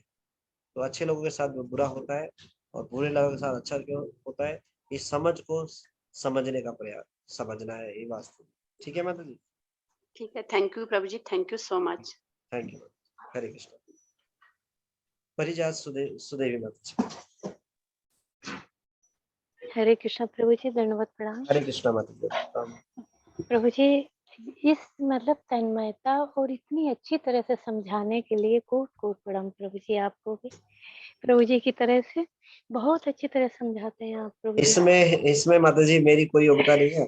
जो जैसे कॉपी पेस्ट है, जो प्रभु जी से सुनता हूँ और जो सब वरिष्ठ वैष्णव से सुना, जो वरिष्ठ वैष्णव से सीखा, ये सब वैष्णव की कृपा है। जिससे यहाँ पे इतने महान सीनियर वैष्णव हैं, इसके सनातन गौरचंद प्रभु जी, विष्णु गौर प्रभु जी। मैंने भक्ति के बचपन के दिनों में प्रभु जी से सीखा है, जो गाजियाबाद में थे। प्रभु जी के संग में टच में आया था और फिर मैं प्रभु जी से बहुत कुछ सीखा है, उन्हीं सब से सीखा है। आज उन्होंने मुझे यहाँ उनकी कृपा से मुझे सेवा मिली, किस लिए? कि मैं अपने आप को शुद्ध करूं, स्वच्छ करूं। तो जो भी कुछ बोल रहा हूँ इन्हीं सभी वरिष्ठ वैष्णवों से मैंने सुना है। और बाकी गुरुदेव प्रभुपाद जी की पुस्तकों में पढ़ा है, उसको बस रिपीट करने का प्रयास किया है। उसमें भी बहुत सारी त्रुटि की है। तो मेरी अपनी खुद की कोई ना तो कोई अनुभव है ना कोई रियलाइजेशन है, जस्ट उसको रिपीट किया है अपने शुद्धिकरण के लिए। और ऐसी चेष्टा की कि वरिष्ठ वैष्णव के सामने बैठ करके बोलने का प्रयास किया। बस उन्हीं की आज्ञा थी ऐसा मान करके उसको दोहराने का प्रयास किया। बाकी आत्म साक्षात्कार खुद का कोई रियलाइजेशन नहीं है, जस्ट उसको रिपीट करा। जो भी कुछ अच्छा लगा हो उसको आचार्यों की सारे वरिष्ठ वैष्णव मानकर स्वीकार कर लीजिएगा, और जो त्रुटि है उसको मेरे दोस्तों को समझ करके क्षमा कर दीजिएगा। प्रभु जी, मुझे तो केवल यही समझ में आता है कि मैं बहुत भाग्यशाली हूँ, जो कि आप मतलब प्रभु जी और अच्छे भक्तों का साथ जो मिल रहा है प्रभु जी, इसके लिए मैं अपने आप को बहुत बहुत भाग्यशाली समझती हूँ। प्रभु की भगवान की कृपा समझती हूँ प्रभु, जो आज मतलब कुछ नहीं जानते, जीरो थी, तो आज कितनी अच्छी बात है प्रभु जी।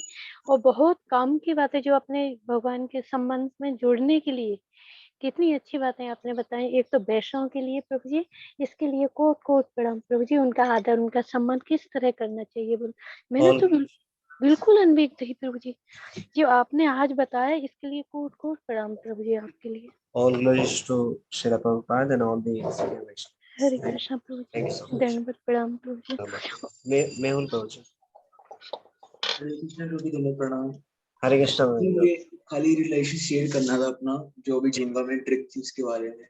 जी मुझे मतलब मेरे लिए काफी मतलब पहला एक ऐसा एक्सपीरियंस था जिसके अंदर मैं कोई वरिष्ठ वैष्णव की सेवा में था। मुझे प्रभु जी द्वारा ऐसी सेवा दी गई और मैं बड़ा लकी था कि मुझे काफी कुछ सीखने को मिला इस ट्रिप में। मेरा मतलब मेरे लिए फर्स्ट टाइम था, तो मुझे काफी कुछ चीजें आती नहीं थी किस प्रकार से ऐसे वरिष्ठ वैष्णव को सर्व करना चाहिए। पर प्रभु जी ने पग पग पर मेरा साथ दिया कि इस तरह से करो। और मतलब हर चीज, छोटी छोटी चीज भी, बारीक चीज भी जो मुझे नहीं आती थी, प्रभु जी ने बड़ी ठीक से मुझे सटीक तरीके से समझाई।